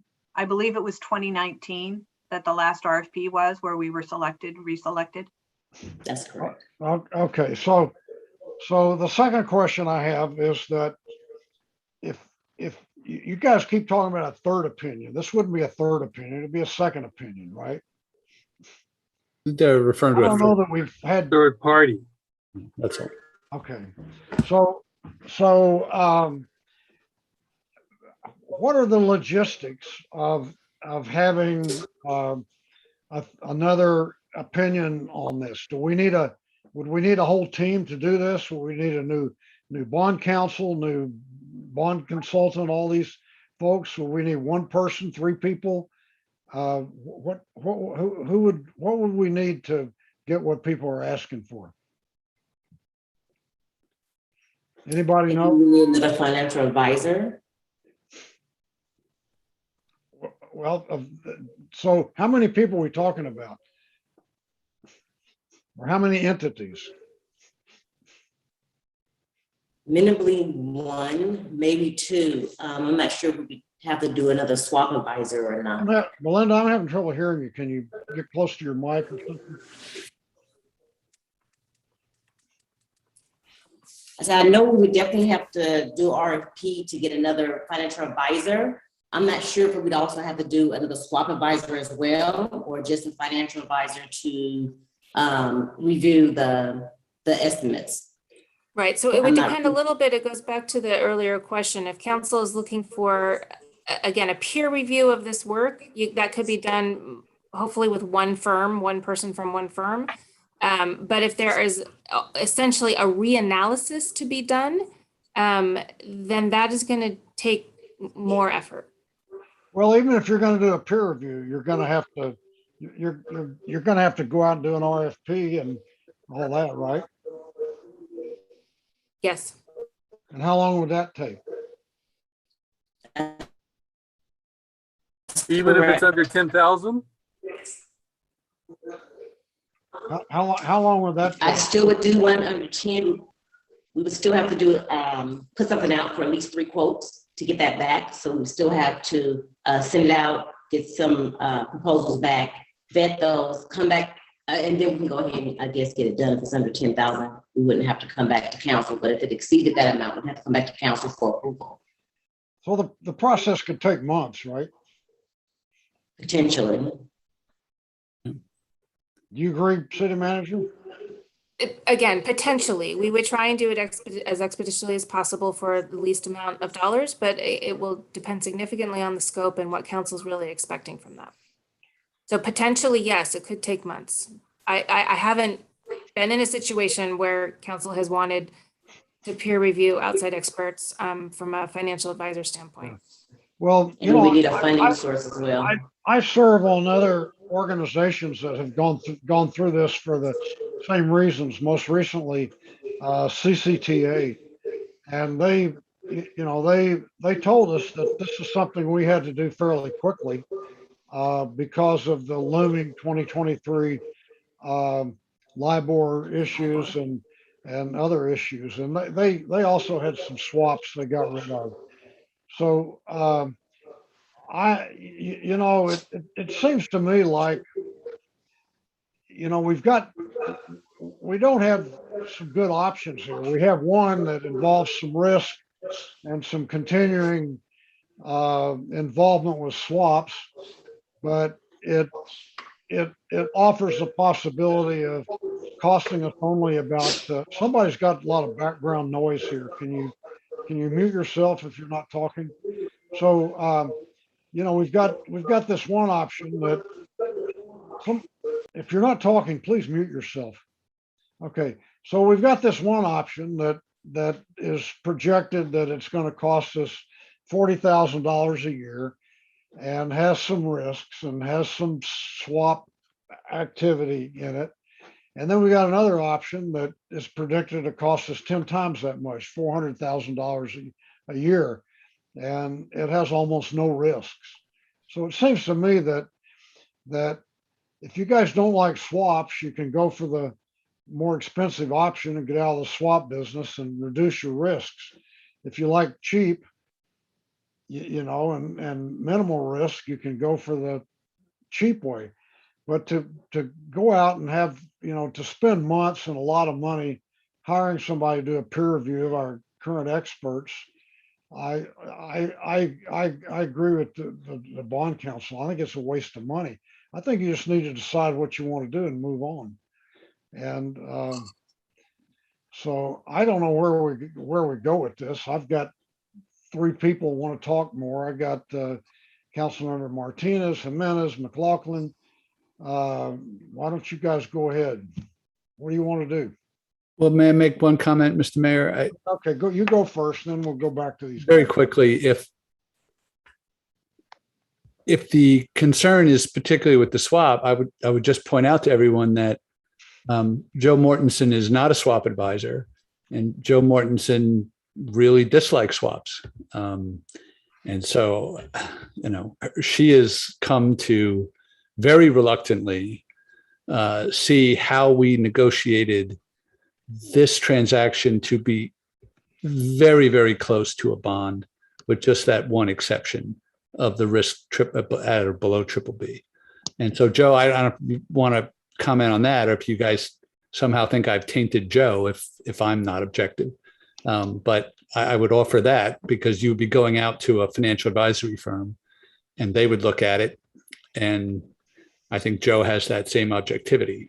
She's kicking and screaming, reluctant that this is the best solution. Well, you guys have a non-swap option if you want to go for it. So let's try to get through this. So go ahead, Eduardo, you're on, and then Thank you. Jimenez, Thank and you. Laughlin. Yeah, so the risk is being downgraded to a triple B. Considering the projections made by staff, do you think that there's any danger of being downgraded to a triple B? You've seen the projections. Mr. Martinez, Joe Mortensen. I mean, if the city does absolutely nothing to address it, yes. I mean, the projections, but projections also assume, give you tools to balance the city's budget in every year. They'll make suggested changes in each year that carry forward in each year. And the projections assume that nothing is done in each of those years. That's not true. The projections considered options. Right, they do. But the projections generally assume they aren't being implemented. So they show you this cumulative problem that will grow if it's not resolved in each year, right? And then the next question is, will they be resolved? And that is a question that is in City Council's hands, sir. That's right, which means that the projections could or could not come true. And the question is, what are the possibilities? Well, if the city addresses its budget gaps with ongoing solutions and maintains adequate cash reserves, then the city is very likely to maintain its credit rating. Right, and that's what we tried to do the last time we were rated to triple B. In fact, we thought we were, but the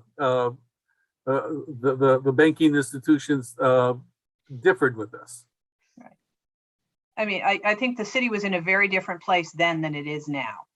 It was balancing its budget on one-time solutions, swaps, for example, the swaption, and had very, very, very thin cash reserves, like barely existent cash reserves. So while I may disagree with how draconian Moody's was with its credit rating downgrade, and I do believe they were, there were circumstances that warranted downgrade at the time, just based on the metrics.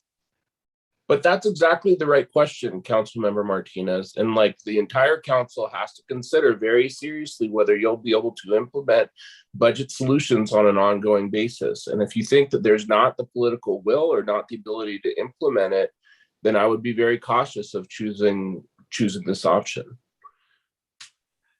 Okay, Councilmember Jimenez. I think this is what having a peer review is important to be, because we don't know, like every 2 years the city council change, right? If I said, oh, we will go with this city council, I would say like, let's go for it. But we don't know in next year what, and we have, like, the reason why we are in this mess is because other city council has approved these to move forward. So I think this is why a peer review, it needs to make us more comfortable about that. And so, and also, like, because I am kind of like here really confused about, okay, like the projection that had been sending us for, like, it shows some assumptions, and the assumptions are there, and they say that if we had this assumption, we will have still some deficits. So, but then I am hearing, oh no, in the model, they look like if we don't put the assumptions. So it's just really confusing to me, because it's like, oh, are we in a financial crisis? Like the city manager always talk to us and that we need to cut services, we need to lay off people, or are we not? And it seems that for you guys, it's like, oh, maybe no, you are not. And the swap is a good idea, but we don't know. So I think, like, for me, I don't want to make the mistakes that other city councils in the past have made, that had kind of like carry over these. And so I think, like, for me, the peer review could be, and you guys had done RFP that put in there for 20 days or sole source contract if we need to move quickly, so we can have these in a time manner. Just if the peer review assumes that this is the swap is the best deal, we can move quickly and we don't miss the opportunity. Hey, Councilmember McLaughlin. Yeah, I just want to say that we have been burned before. Now, we have been burned before from people presenting swaps. I mean, you're a different bond counsel now, Mr. Palmer, but the previous bond counsel team told us that, having this one particular swap was essential, and the city needed to support it because it was the best deal. And then just earlier this year, we had to pay, what was it, $25 million to terminate it. So I don't want to go through that again. So I am not condemning anyone or saying anybody here is necessarily wrong, but like I said, we're in this new thing where we're not interested in swaps because we've been burned, and you're presenting a swap that might be an exception. I heard Joe say, or George say, you can have exceptions to your policies, which of course is true. And we're keeping that open mind. But I do think, I don't want to be faced with a $25 million termination fee because of something unexpected that causes a risk. So look, why don't you move to direct our bond team to find the best. I'll make a motion, but I also solution they can without a swap. Okay, that's not the motion. The motion I have, and first of all, I could have, I would like to say, I would like to see if there is a rationale for a sole source, or even, I don't know if an emergency procurement to hire someone would fit in to make this faster. But this would be my motion. Let's move forward with finding someone to do a peer review, a sole source or emergency procurement, if either of those categories would fit to move it faster. And then bring back that analysis to council for a final decision. No second from anybody? I second that. Okay, well, we still have to go through public speakers. So, Madam Clerk, do we have any public speakers? Okay, you asked for public speakers before on this item earlier. I'm sorry. But okay. I heard that somebody, Lisa Cody, was having her raised Her hand was not up when the mayor called for public speakers. So, I mean, it's up to the mayor if he wants to call again. Well, let me just, if there's anybody wants to speak from the public, raise your hand now, and we're going to move ahead. And we have two speakers. Two speakers? Yes. Go ahead and call them. Okay, I have Norma and Lisa Cody. Norma, you'll have 2 minutes to speak. You can go ahead and start. Okay, I was going to ask, I have been listening to you about the budget. Now, how come you can't use ETFs? And there's stocks, and that if your bond goes down, your stock is going to go up. You have a strong stock market right now, so you need to find somebody and talk to about ETFs.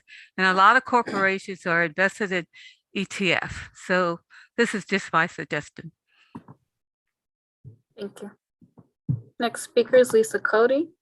Lisa, you'll have 2 minutes to speak. You can go ahead and start.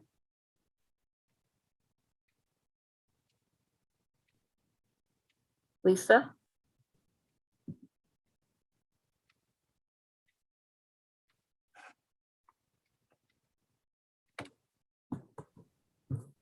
Okay, I don't think the speaker is going to show up. Can you hear me? It's working. Yes.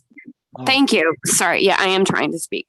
So yeah, I just want to say that I think it just doesn't do a huge amount of harm to try to get another opinion on this. Again, I don't think that this is a personal assault on anybody, but it is true that, you know, throughout the history of swaps, there are very few jurisdictions who actually benefited from them. And the council did just pass a policy. I'm not sure why the people who are doing the analysis were not informed of that policy. So it seems like a very odd situation.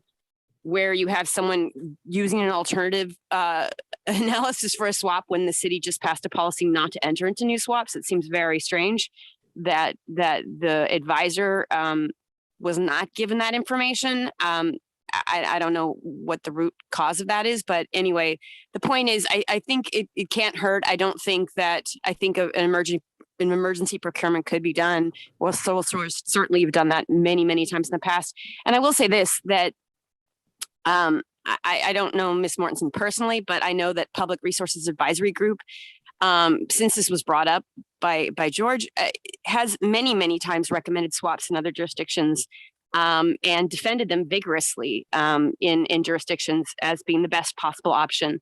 So the whole concept of them being opposed to swaps or personally not wanting to enter into swaps, maybe that is true, but certainly their record is particularly in many, many cities that I've worked in, that they have been the resource advisor or the fiduciary that recommended swaps as the best possible option for the city, for the cities, and those cities were fleeced.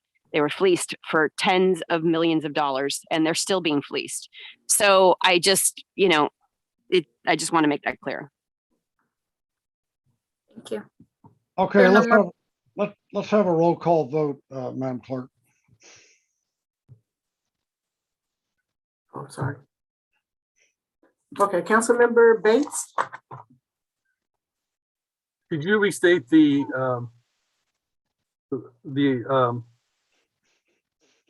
item that we're voting for? We're on item J1, and there was a motion by Councilmember McLaughlin, second by Councilmember Jimenez, to fund a peer review and bring back analysis to the council. And she also indicated maybe a sole source, and I didn't quite get the other part. Emergency procurement, if we could do it. Okay, and bring back the analysis to the council. And was there direction as to how this person would be chosen? Well, she said either sole source or right, so sole source, but chosen by whom? That was it. Yeah. Councilmember McLaughlin. Well, the city council is going to have to approve it because it's going to cost you over 10 grand probably. So, okay.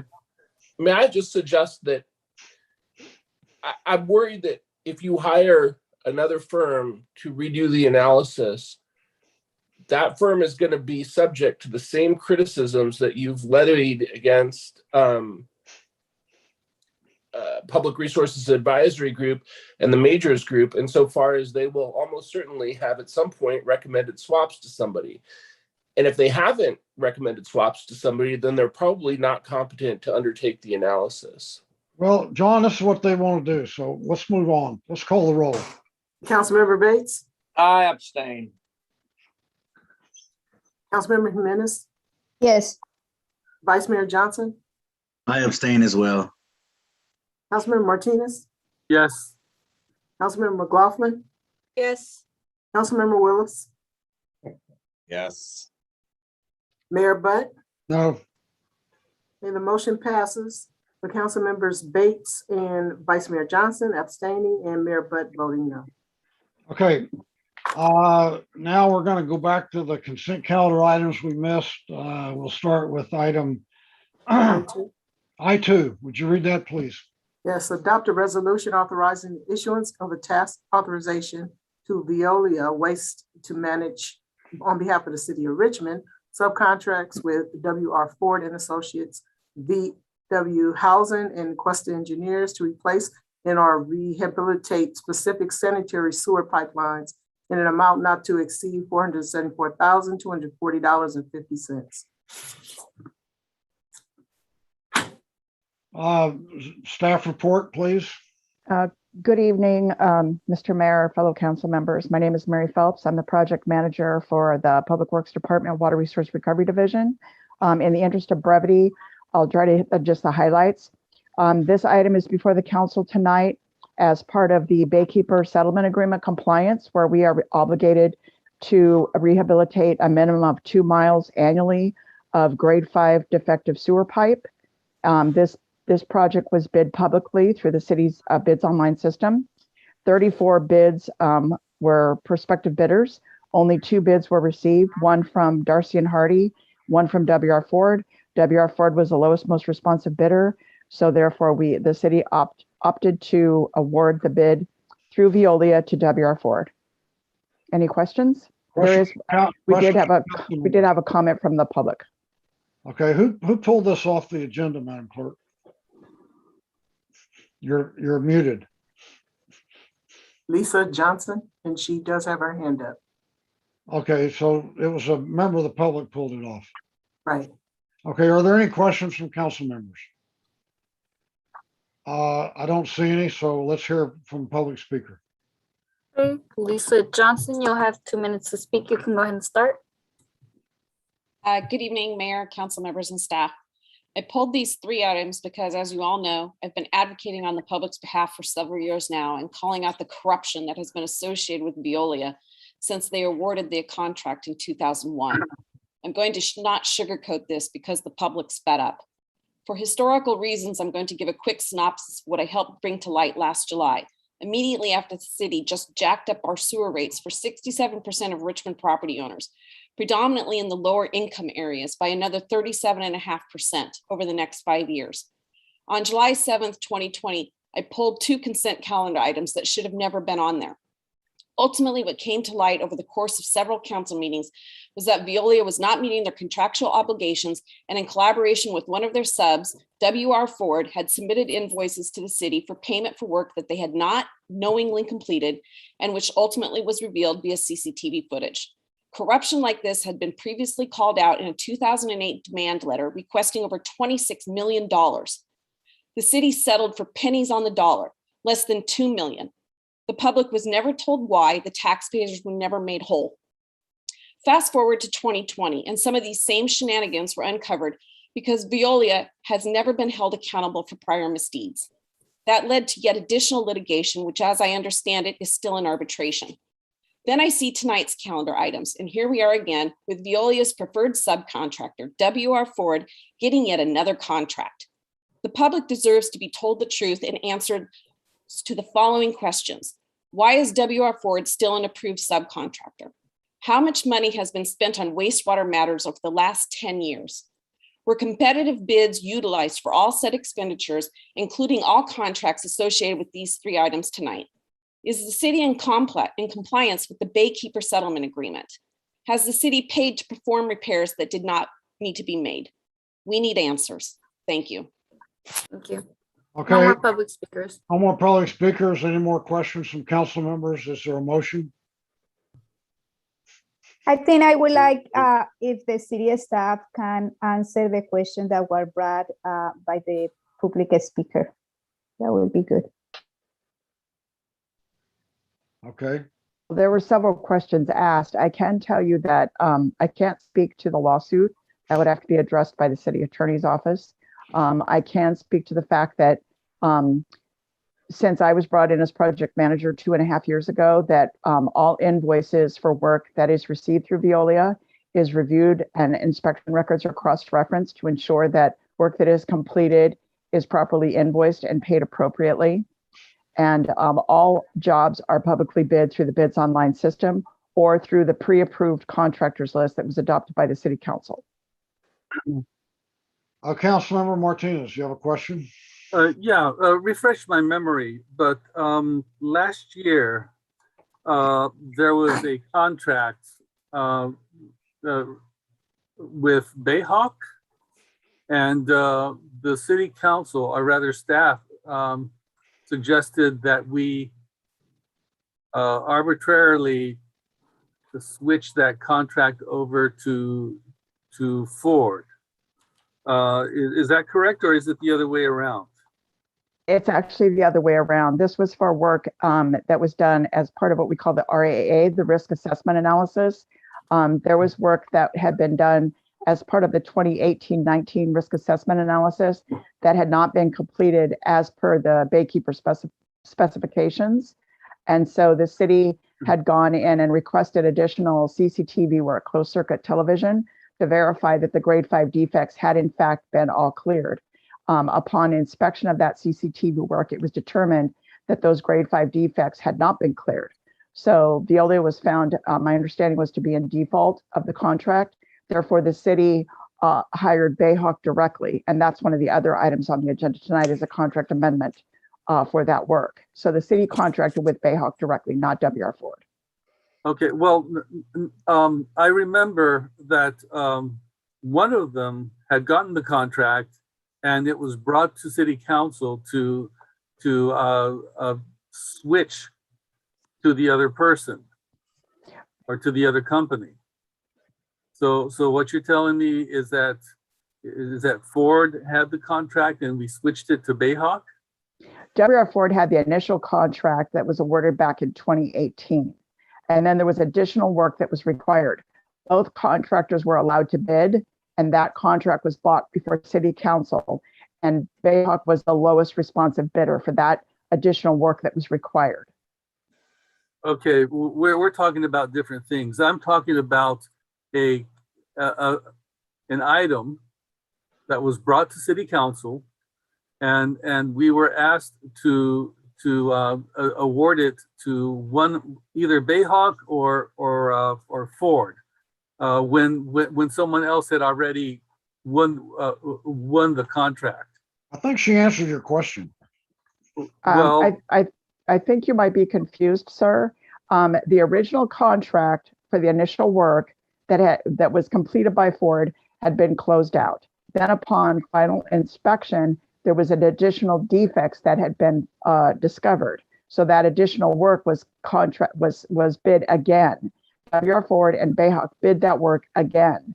And so Bayhawk was the lowest responsive bidder, and that was taken before the city council, and the city council awarded that contract to Bayhawk directly for the city to oversee, because we determined that Veolia was not managing the contract effectively. okay, I think we're talking about different things. I'll have to do research and bring it back. Thank you. Okay, is there a motion to move this forward? I'll move the item. I'll second it. Okay, motion by Vice Mayor Johnson, second by Willis. I just want to, my understanding with staff, whether you like it or not, we have a contract with Veolia, and it requires us to hire them to manage these projects. Is that right or not? That is correct. They have first right of refusal for all capital improvement project work. Right. Okay. So let's call for the vote on this, please. Councilmember Bates, Yes. Councilmember Jimenez, Abstain. Vice Mayor Johnson, Yes. Councilmember Martinez, Abstain. Councilmember McLaughlin, Yes. Councilmember Willis, Yes. and Mayor Butt. Yes. The motion passes with Councilmember Jimenez and Martinez abstaining. Okay, the next item is I3. Would you read that, Madam Yes. Clerk?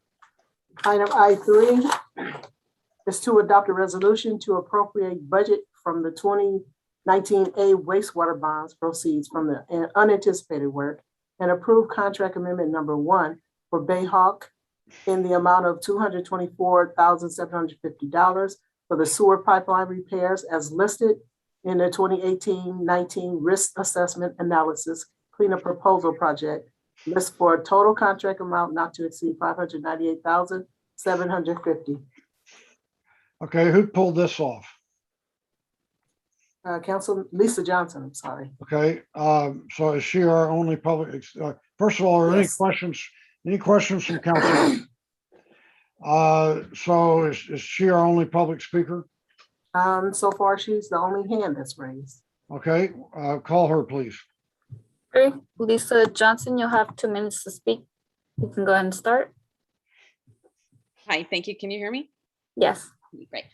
I'm just going to repeat my questions because I ran out of time, and I don't think Mary was able to hear all of them because I went fast. So one, and this was relevant to the first item, which was why is W. Ford still an approved subcontractor with Veolia? 2, how much money has been spent on wastewater matters over the last 10 years? 3, were competitive bids utilized for all said expenditures, including all contracts associated with 3 items tonight? 4, is the city in compliance with the Baykeeper settlement agreement in all components? If not, why not? Number 5, has the city paid to perform repairs that did not need to be made? And if so, why? 6, who is minding the store and whose interest do they serve? Because they're not serving ours. And lastly, one final suggestion, and I won't speak on the 3rd item that I pulled. When you see your constituents at public events, please do not go up to them and tell them that you know Veolia is robbing us blind and laugh in our faces. That happened to me last summer by Councilmember Johnson. It's not funny, and we deserve so much better than we are getting. Enough is enough. You voted in by the public, you serve us, and you use our tax dollars, and you don't represent us well. You've settled settlements for pennies on the dollar with no explanation. And you haven't recouped the money that is rightfully ours. Please do your job. Thank you. Thank you. Okay, do we have a motion on this? I'll move the item. Okay, motion by Vice Mayor, second by Willis. Is that what I said? Willis. Okay. And also, I'm sorry, because my name was mentioned. There were individuals who were there for that conversation who can attest that that is a complete mischaracterization of what happened. I did admit to not knowing everything that was going on with Veolia, but to laugh in the constituents' face is a complete mischaracterization. And I know several people who were at that conversation who can testify to the true nature of what happened. Okay, and I would like to before we take a vote, just say to Ms. Johnson that I share her frustration, and the answers, or at least detailed discussion of almost everything she's talked about, is available, but it's all hidden by attorney-client privilege. So I wish we could share all that information with the public, but the city attorney has found a way to basically sequester it all. And I think that's unfortunate, but it is what it is. So let's call the vote on that, please. I had my hand raised. Sorry, go ahead, Councilmember Jimenez. I just wanted to say I know the frustration, because it's not only Lisa Johnson who has been frustrated with that. There are so many people, and this is I think like we should be looking for getting out of with Veolia. We know that these contracts were pushed before, and it was pushed, like it was approved, and the mayor approved it, and now we are in this huge battle with Veolia because it doesn't do the job that is required for serving our community. Okay, well, so this is why we are in this mess as well. So I just wanted to say that. That's Thank a you. discussion for another meeting. Councilmember Willis. Yeah, I'll give you the last word on this. I just want to say, can we stop blaming our city staff for delivering us bad news? We've been shooting the messenger all year this year and blaming them basically for incompetence. So thank you, city staff, for all the hard work you do for us. Okay, let's call for the vote, Madam Clerk.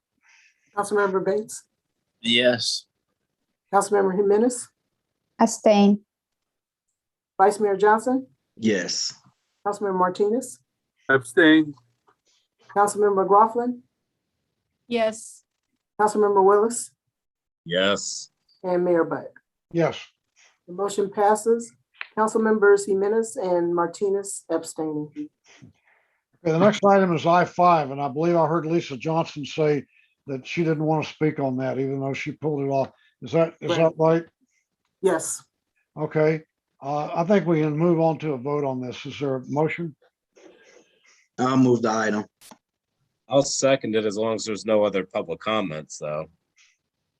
No other public comments. Okay, let's call a roll, please. Councilmember Bates, Yes. Councilmember Jimenez, Abstain. Vice Mayor Johnson, Yes. Councilmember Martinez, Abstain. Councilmember McLaughlin, Yes. Councilmember Willis, Yes. and Mayor Butt. Yes. The motion passes with Council Members Jimenez and Martinez abstaining. Thank you. Okay, next item is I7. Would you read that, please? Yes, I7 is approved contracts with Avery and Associates, the Bear Group, Corporative Personnel Services, Koff and Associates, and Management Partners, each for $75,000 for executive recruitment services over a 3-year period from September 28, 2021 to September 27, 2024. Who pulled Pulled by this? Councilmember Jimenez. I'm sorry. Who Councilmember Jimenez pulled it off? Yes. Okay, Yes. Councilmember Jimenez, you have questions or? Yeah, I put this item because I saw that it's like 5 consultants in the hiring recruitment to spend like each of them $700,000. And when I talked to the HR director, he was saying that probably we won't have all the money to do that, but they want to us to approve this because probably it will be kind of like using some money here or another here, and they want just to have it. But I think it's just like the problem that we see with like all these hiring, all these vacancies that are not filled because we are not moving quickly, and then we had to pay for that incompetent. I don't think that is a good way to do it. And also like 5 contracts instead of 1, and how many each, like for instance, like how many recruitments each of them will do with the $75,000. I don't know, like are they going to just suddenly be hiring and the problem that we have with all these vacancies going to be so I just feel like I don't agree with this, and I wanted to have that public discussion. Okay, any other questions? Councilor Martinez. Yeah, I was curious, how many positions are these 5 companies projected to fill? Good evening, Mark Fox, Interim Director of Human Resources.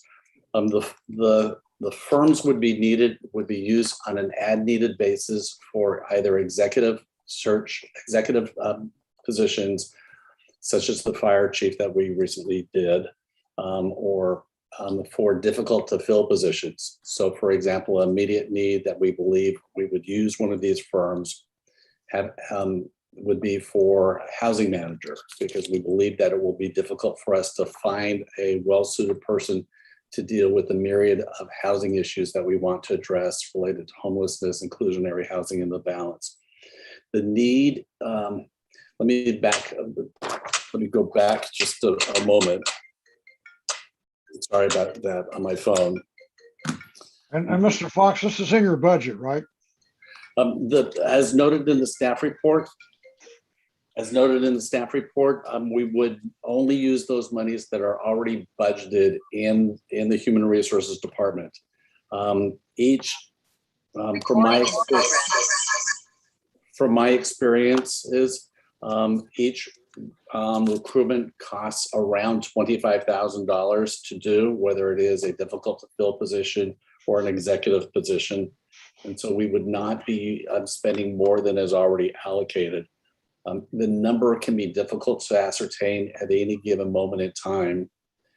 And I want to note that these firms are recommended to you because we did a request for proposal under the requirements of the Municipal Code 2.52320, which requires us to do a request for proposal and a competitive bidding for contracting for designated professional services.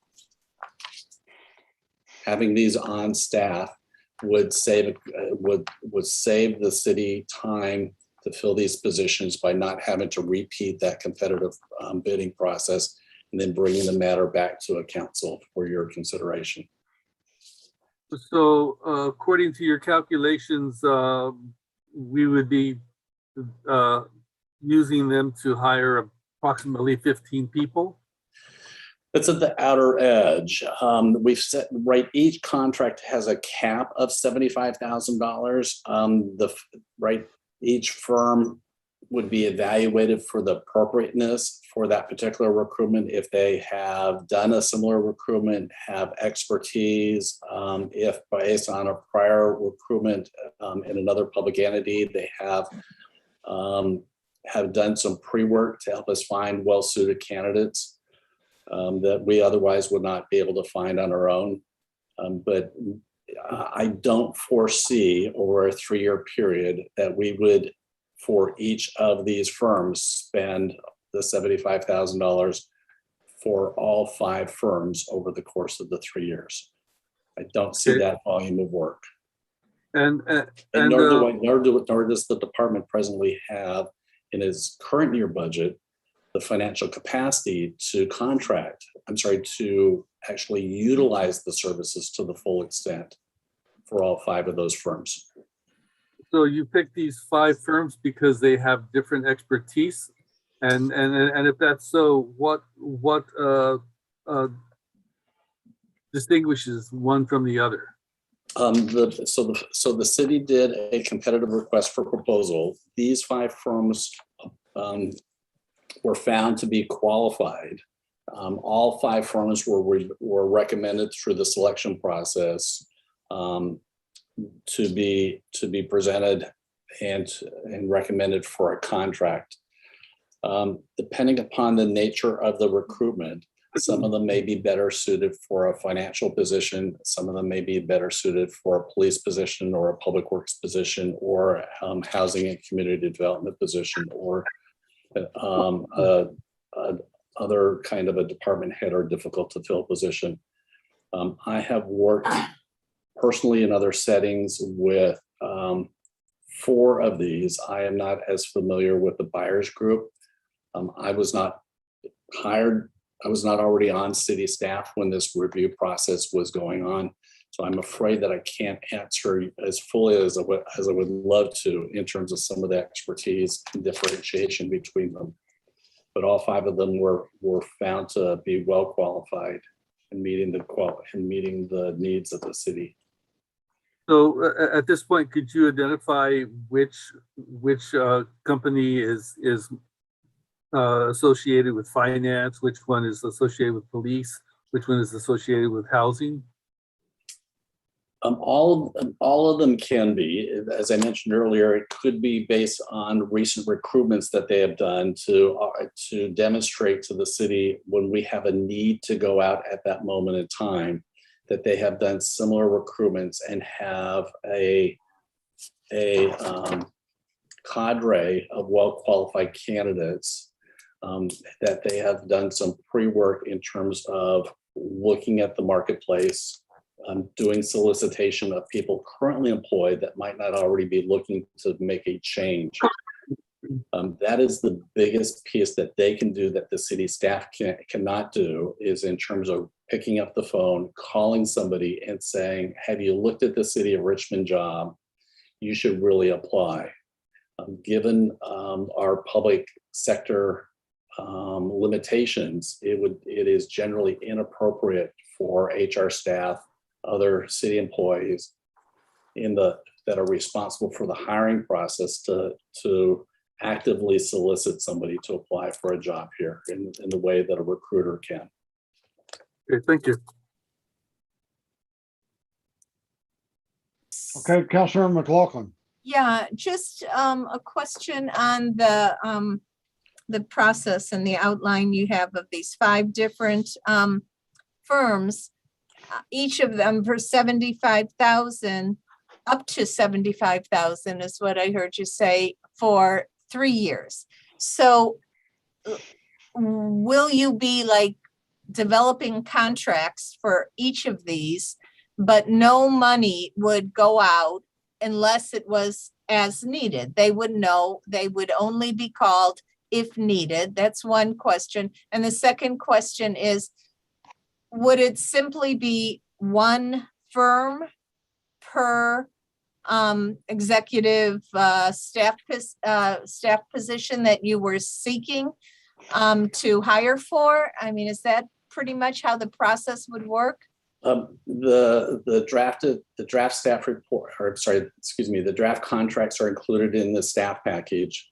And if I would akin this to the on-call list that we have on Public Works, and you're absolutely correct, council member, that while the contracts would be let and executed, no funds would be expended unless the city said to a particular firm, please, we have a need for housing manager. One, are you available to do it now? Because based upon our review of recent recruitments, a review of your qualifications, we think you may be well suited to do this.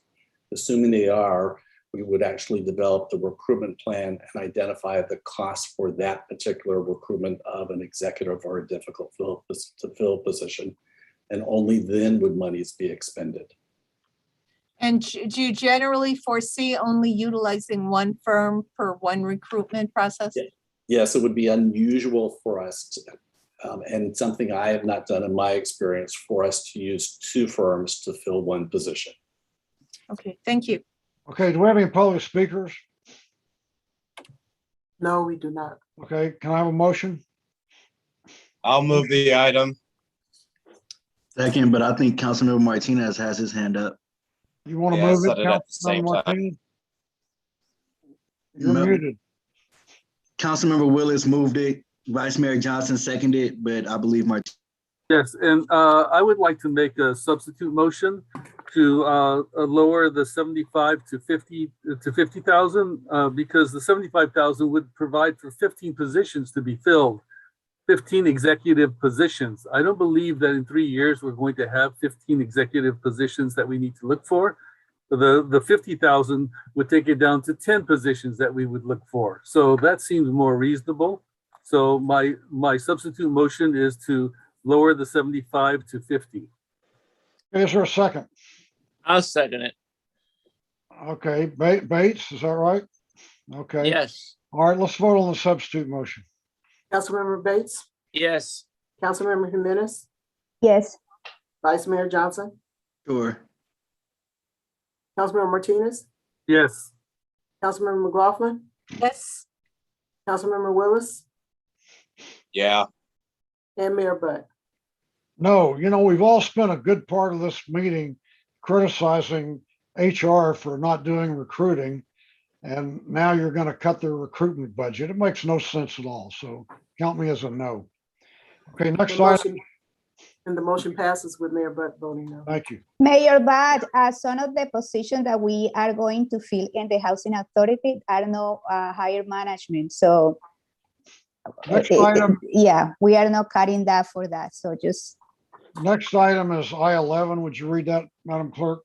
Yes, I-11 is to adopt a resolution authorizing the city manager to execute a professional services agreement for municipal advisory services for land secure financing districts, if and when needed, with any of the following firms: KNN Public Finance, LLC, NHA Advisors, LLC, and Public Resource Advisory Group, Incorporated.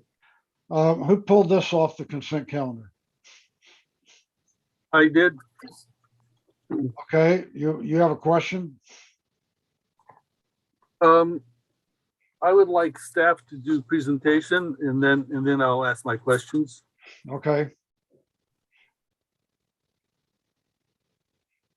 Go ahead. Who's the appropriate staff person? This item was put on here by Mr. Camello. Oh, you're right. He's not here. I don't think he's here. Somebody else want to present it? Yeah. Okay. We actually have 3 different people who can help address this. Joe has turned his camera on first, so he gets nominated. Well, I was gonna have KCRT unmute Tracy Fuller from RGS. He's a consultant that's been working with us to formulate the RFQ for this process. And she can kind of give some background as to the why behind it.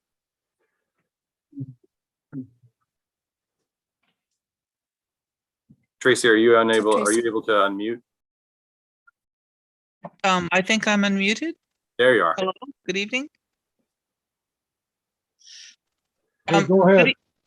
Thank you, Mr. Mayor. The purpose of this agenda item is to put before the council the opportunity to create basically a standing list that the staff can utilize to establish what I would like to characterize as fairly small contracts for advanced early work services associated with various land secured financing districts.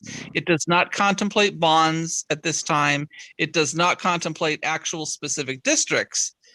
For example, community facilities districts or land secured financing districts at this time. It's in order to provide the type of advanced work assistance to the staff when staff is contemplating the development of DAs and DDAs that will ultimately come to you, so that that sort of expert, impartial advice is available very early in the process, very early in the development process, as those types of long-term things that may occur in a year or two or three or four might be on Richmond's horizon. I understand, and Joe can speak to this better than I, and Lena, your community development director, that there are a number of prospective development projects out there, and it would be prudent for the city to have ready access to this kind of impartial third-party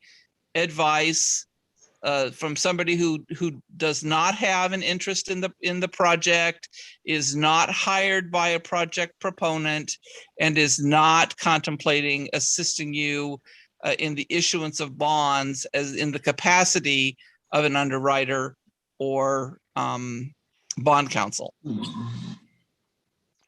You have questions, Councilor Martinez? Yeah, I'm glad to hear that she said that they're not contemplating landscaping and community facilities districts. So since they're not considering that,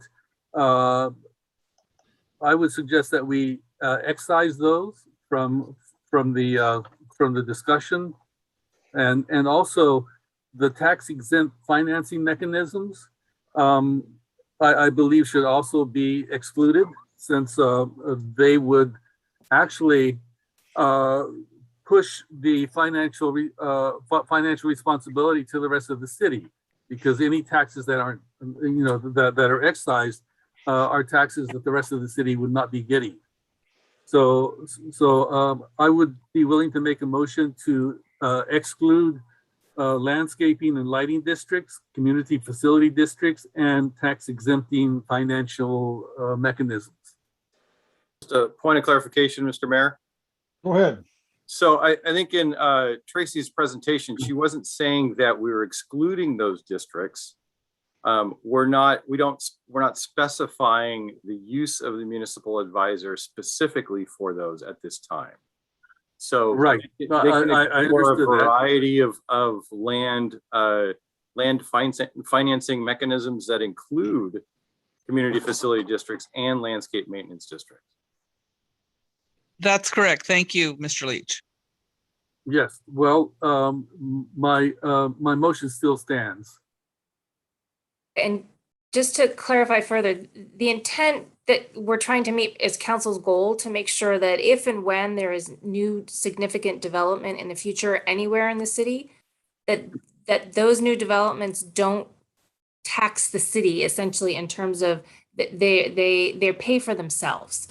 And so this is the pre-work that we would need from consultants to look at what those financing mechanisms might be, to make sure that they are cost neutral at a minimum, they are cost neutral to the city. So excluding certain particular types of financing districts really ties our hands in meeting the council's goal of making sure that development pays for itself. So tax exempt financing mechanisms would save the city money? So this is not about the city either costing or saving the city any money. This is, again, to try and meet the council's goal that significant new developments pay for themselves. Councilor McLaughlin. Yes, I have a completely different amendment that I want to offer to this. I just want an additional whereas included in it because I want to have council oversight on this. And I do not see any level of that in this resolution. So, we are the decision makers. We are the overseers of financial endeavors. And so my whereas that I would like to add would be the 1, 2, 3, 4, 5, 6, 7, 8, 9, 10. After the 10th whereas, which says, whereas each as needed service contract shall be for an amount not to exceed 100,000 over a 3-year period with an option to extend for 2 years and would be on a project by project basis. And then I would add, and whereas the city council shall review the benefits and risks of any proposed land secured financing district prior to initiation of municipal advisor consulting services and may approve, revise, amend, or cancel the nature and scope of work. So I think this might capture also what Councilmember Martinez is concerned about, because it would come to council before we, for our approval, amending or cancellation. So I would like to just have that as an amendment and keep it. And I will second that. Okay. All of these districts have to be approved by the city council.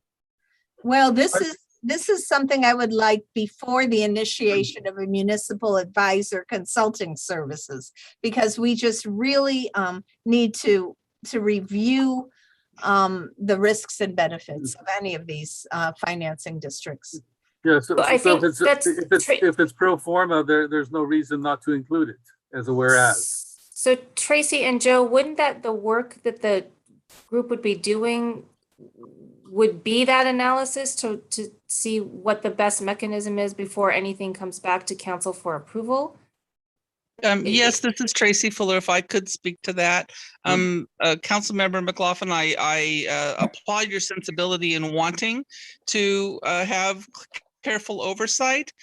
May I suggest very respectfully that the appropriate time for that more specific oversight is very important in advance of the issuance of entitlements, and that it is this person's or this firm's work that would help to inform your staff's negotiation on your behalf of entitlements for future development agreements or DDAs. And that's the more powerful moment to exercise your oversight. But still, there would be funding associated with this, and I would prefer us having the opportunity at least to share concerns before the funding for a consultant would be provided. So just a question for clarification. I mean, are you seeking a municipal advisor on behalf of the city or in conjunction with the city to provide kind of the smorgasbord of options of land financed options in advance of the city going down a path of a particular one as it relates to a particular project? I would just like to see what the city staff is proposing before you go out to bid on a consultant. Because what city staff's rationale is, what you would like to go out to present as a scope of work for a consultant, and to see if we agree with that, because there might be some development agreements that developments that we're taking a look at and we're saying, wow, a financial district for this large of a project has a lot of risk involved with it. I just would like staff to come to the city council before you go out to hire a consultant. We might say, go for it, but I don't think it's inappropriate to ask that we review what staff is seeking in terms of going out to acquire a consultant. Well, you guys are really into micromanaging tonight. It's Well, you know, Mr. Mayor, let me just say this. There are many big development projects that I think you have micromanaged to the extent of actually getting them approved with a lot of interference of staff. And here we are now wondering whether or not some of those big development projects, which may have financial whatever these are called, financial districts attached with them, that we may think are inappropriate. There's no risk to the city on any of these. That's why. But it's still. I'm sorry, point of order. There's not that much time. Can we call for public speakers and go to a vote? We can do this back and forth all night. I'm sorry. Do we have any public speakers? Yes, we have two. Oh, great. Nothing like sharing your enthusiasm for the public, Mayor Butt. That's right. I love public speakers. Okay. Go ahead and call the public speakers. Okay, I have Sally Tobin and Jim Hansen. I'll start with Sally Tobin. You have my two favorite public speakers, no less. Okay. Oh. Okay, can you hear me? Yes. Okay, after being made to feel really welcome, I'm going to continue the micromanagement theme.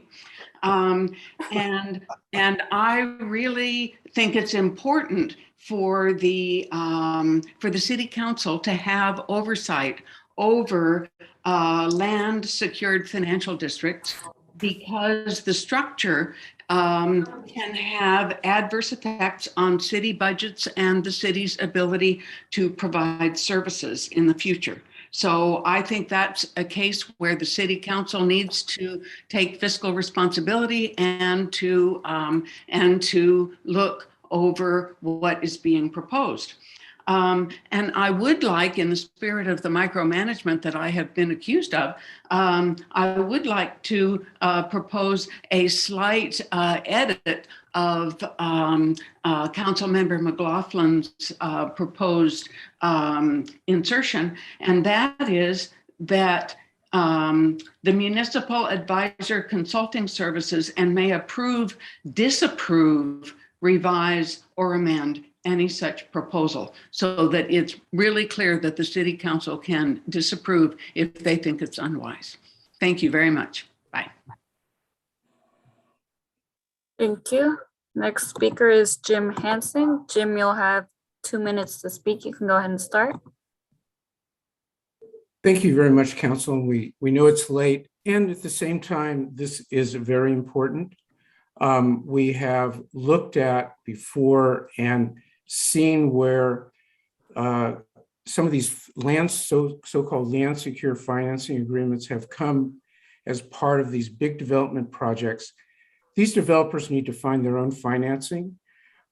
These instruments like the Enhanced Infrastructure EIFD district is something that we should not be looking for. And I think that once these things get down the road, they're very hard to change. You're given very few options. And so this does need to be looked at from the very beginning. These can have disastrous consequences for the city. And I would note in the staff letter that these are in fact paid for by developers. So this is not independent funding. It does affect the results that you'll be getting.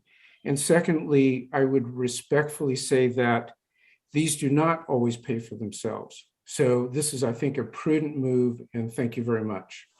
Thank you. No more public speakers.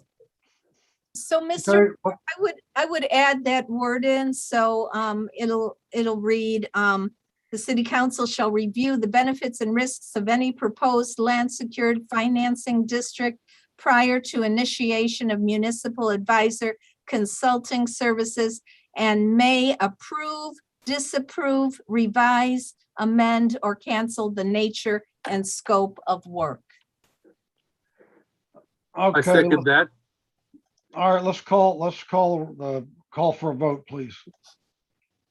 Okay, so that was a motion by Councilmember McLaughlin for Councilmember Martinez, and then second by Councilmember McLaughlin. I made the motion. Okay. Councilmember Bates, Yes. Councilmember Jimenez, Yes. Vice Mayor Johnson, Yes. Councilmember Martinez, Yes. Councilmember McLaughlin, Yes. Councilmember Willis, Yes. and Mayor Butt. No. The motion passes with Mayor Butt voting no. Okay, would you call for read item 13, I-13, please? Okay, and just a correction, during the consent calendar vote, I-13 wasn't mentioned, but I just want to make sure that it was not included in the consent calendar vote. So I-13 is to approve a sole source agreement with the Contra Costa County District Attorney's Office for the continued and dedicated services of a deputy district attorney who will be specifically assigned as Richmond's community-based prosecutor in an amount not to exceed $100,000 from July 1, 2021 through June 30th, 2022. Who took this off? Mr. Mayor, I removed that, and I'm just gonna make a brief statement, and the council can vote the way they want to. It's late in the hour. First of all, I've been constantly conservative about the expenditures of money, not only from the police department, but any department in excess of what I consider the need. This contract mandates a district attorney to work with the Richmond Police Department to provide and assist in cases being presented to the court. Sounds good. It assists police officers in how to write reports, and I guess the district attorney may have a little other influence in terms of getting the cases properly before the court in a timely manner. That sounds good, and I have no quarrels with that. However, in Contra Costa County, there are 19 cities. Not one other city utilize this kind of process. We pay significant money to the county taxes. In fact, if you look at your tax bill, county get more money from the cities, and in particular Richmond, than the city of Richmond receive. Yet, we are now subsidizing with $100,000 that I think could be better utilized with an additional police or half a police or some other police staff member. So I'm not going to vote for it, but I'm certain the votes are there. And I just have a high resentment for us double paying for services that we should be receiving. And no other city, as I indicated, in Contra Costa County, pay for a district attorney in a city office. That's my argument, and I stand corrected if someone want to refute it and prove evidence otherwise. Otherwise, that's my position. Thank you very much. Chief French, do you want to say anything?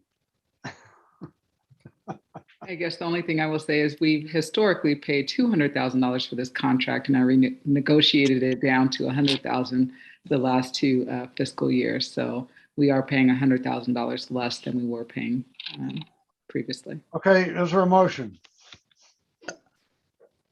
I'll move the item, but I was curious. Councilmember Bates did bring up a really good point in terms of double paying, and I promise I'm not trying to elongate the meeting, and I'll extend it if we need to. Chief French, are we the only city that's doing this? And if so, like what's the why? So I'm not sure if we're the only city doing it. I know that once we started doing, other cities were exploring the option. I do think that there is one other city that contracts with them. It might be Concord. But the why is we get way more services than normally provided by the district attorney's office. So by having our own community prosecutor in our office, we are getting that special individualized attention. So for example, and I think that the biggest thing that not only helps us as a department, but helps our community is for our misdemeanor cases. A lot of times when we write misdemeanor cases, the DA's office is so backlogged with those cases that it can take up to a year before it actually goes to court. And so our community prosecutor looks at those cases as they come in so that the person that was issued the citation doesn't have to repeatedly go to court to figure out if this case has been charged or not having to check in with the court.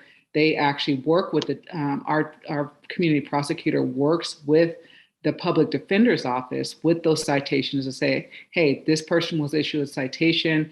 They're not going to, we're not going to charge this case, so let your client know that. Or if it is going to get charged, this case is going to get charged and here's the court date so that somebody knows exactly when they need to report to court.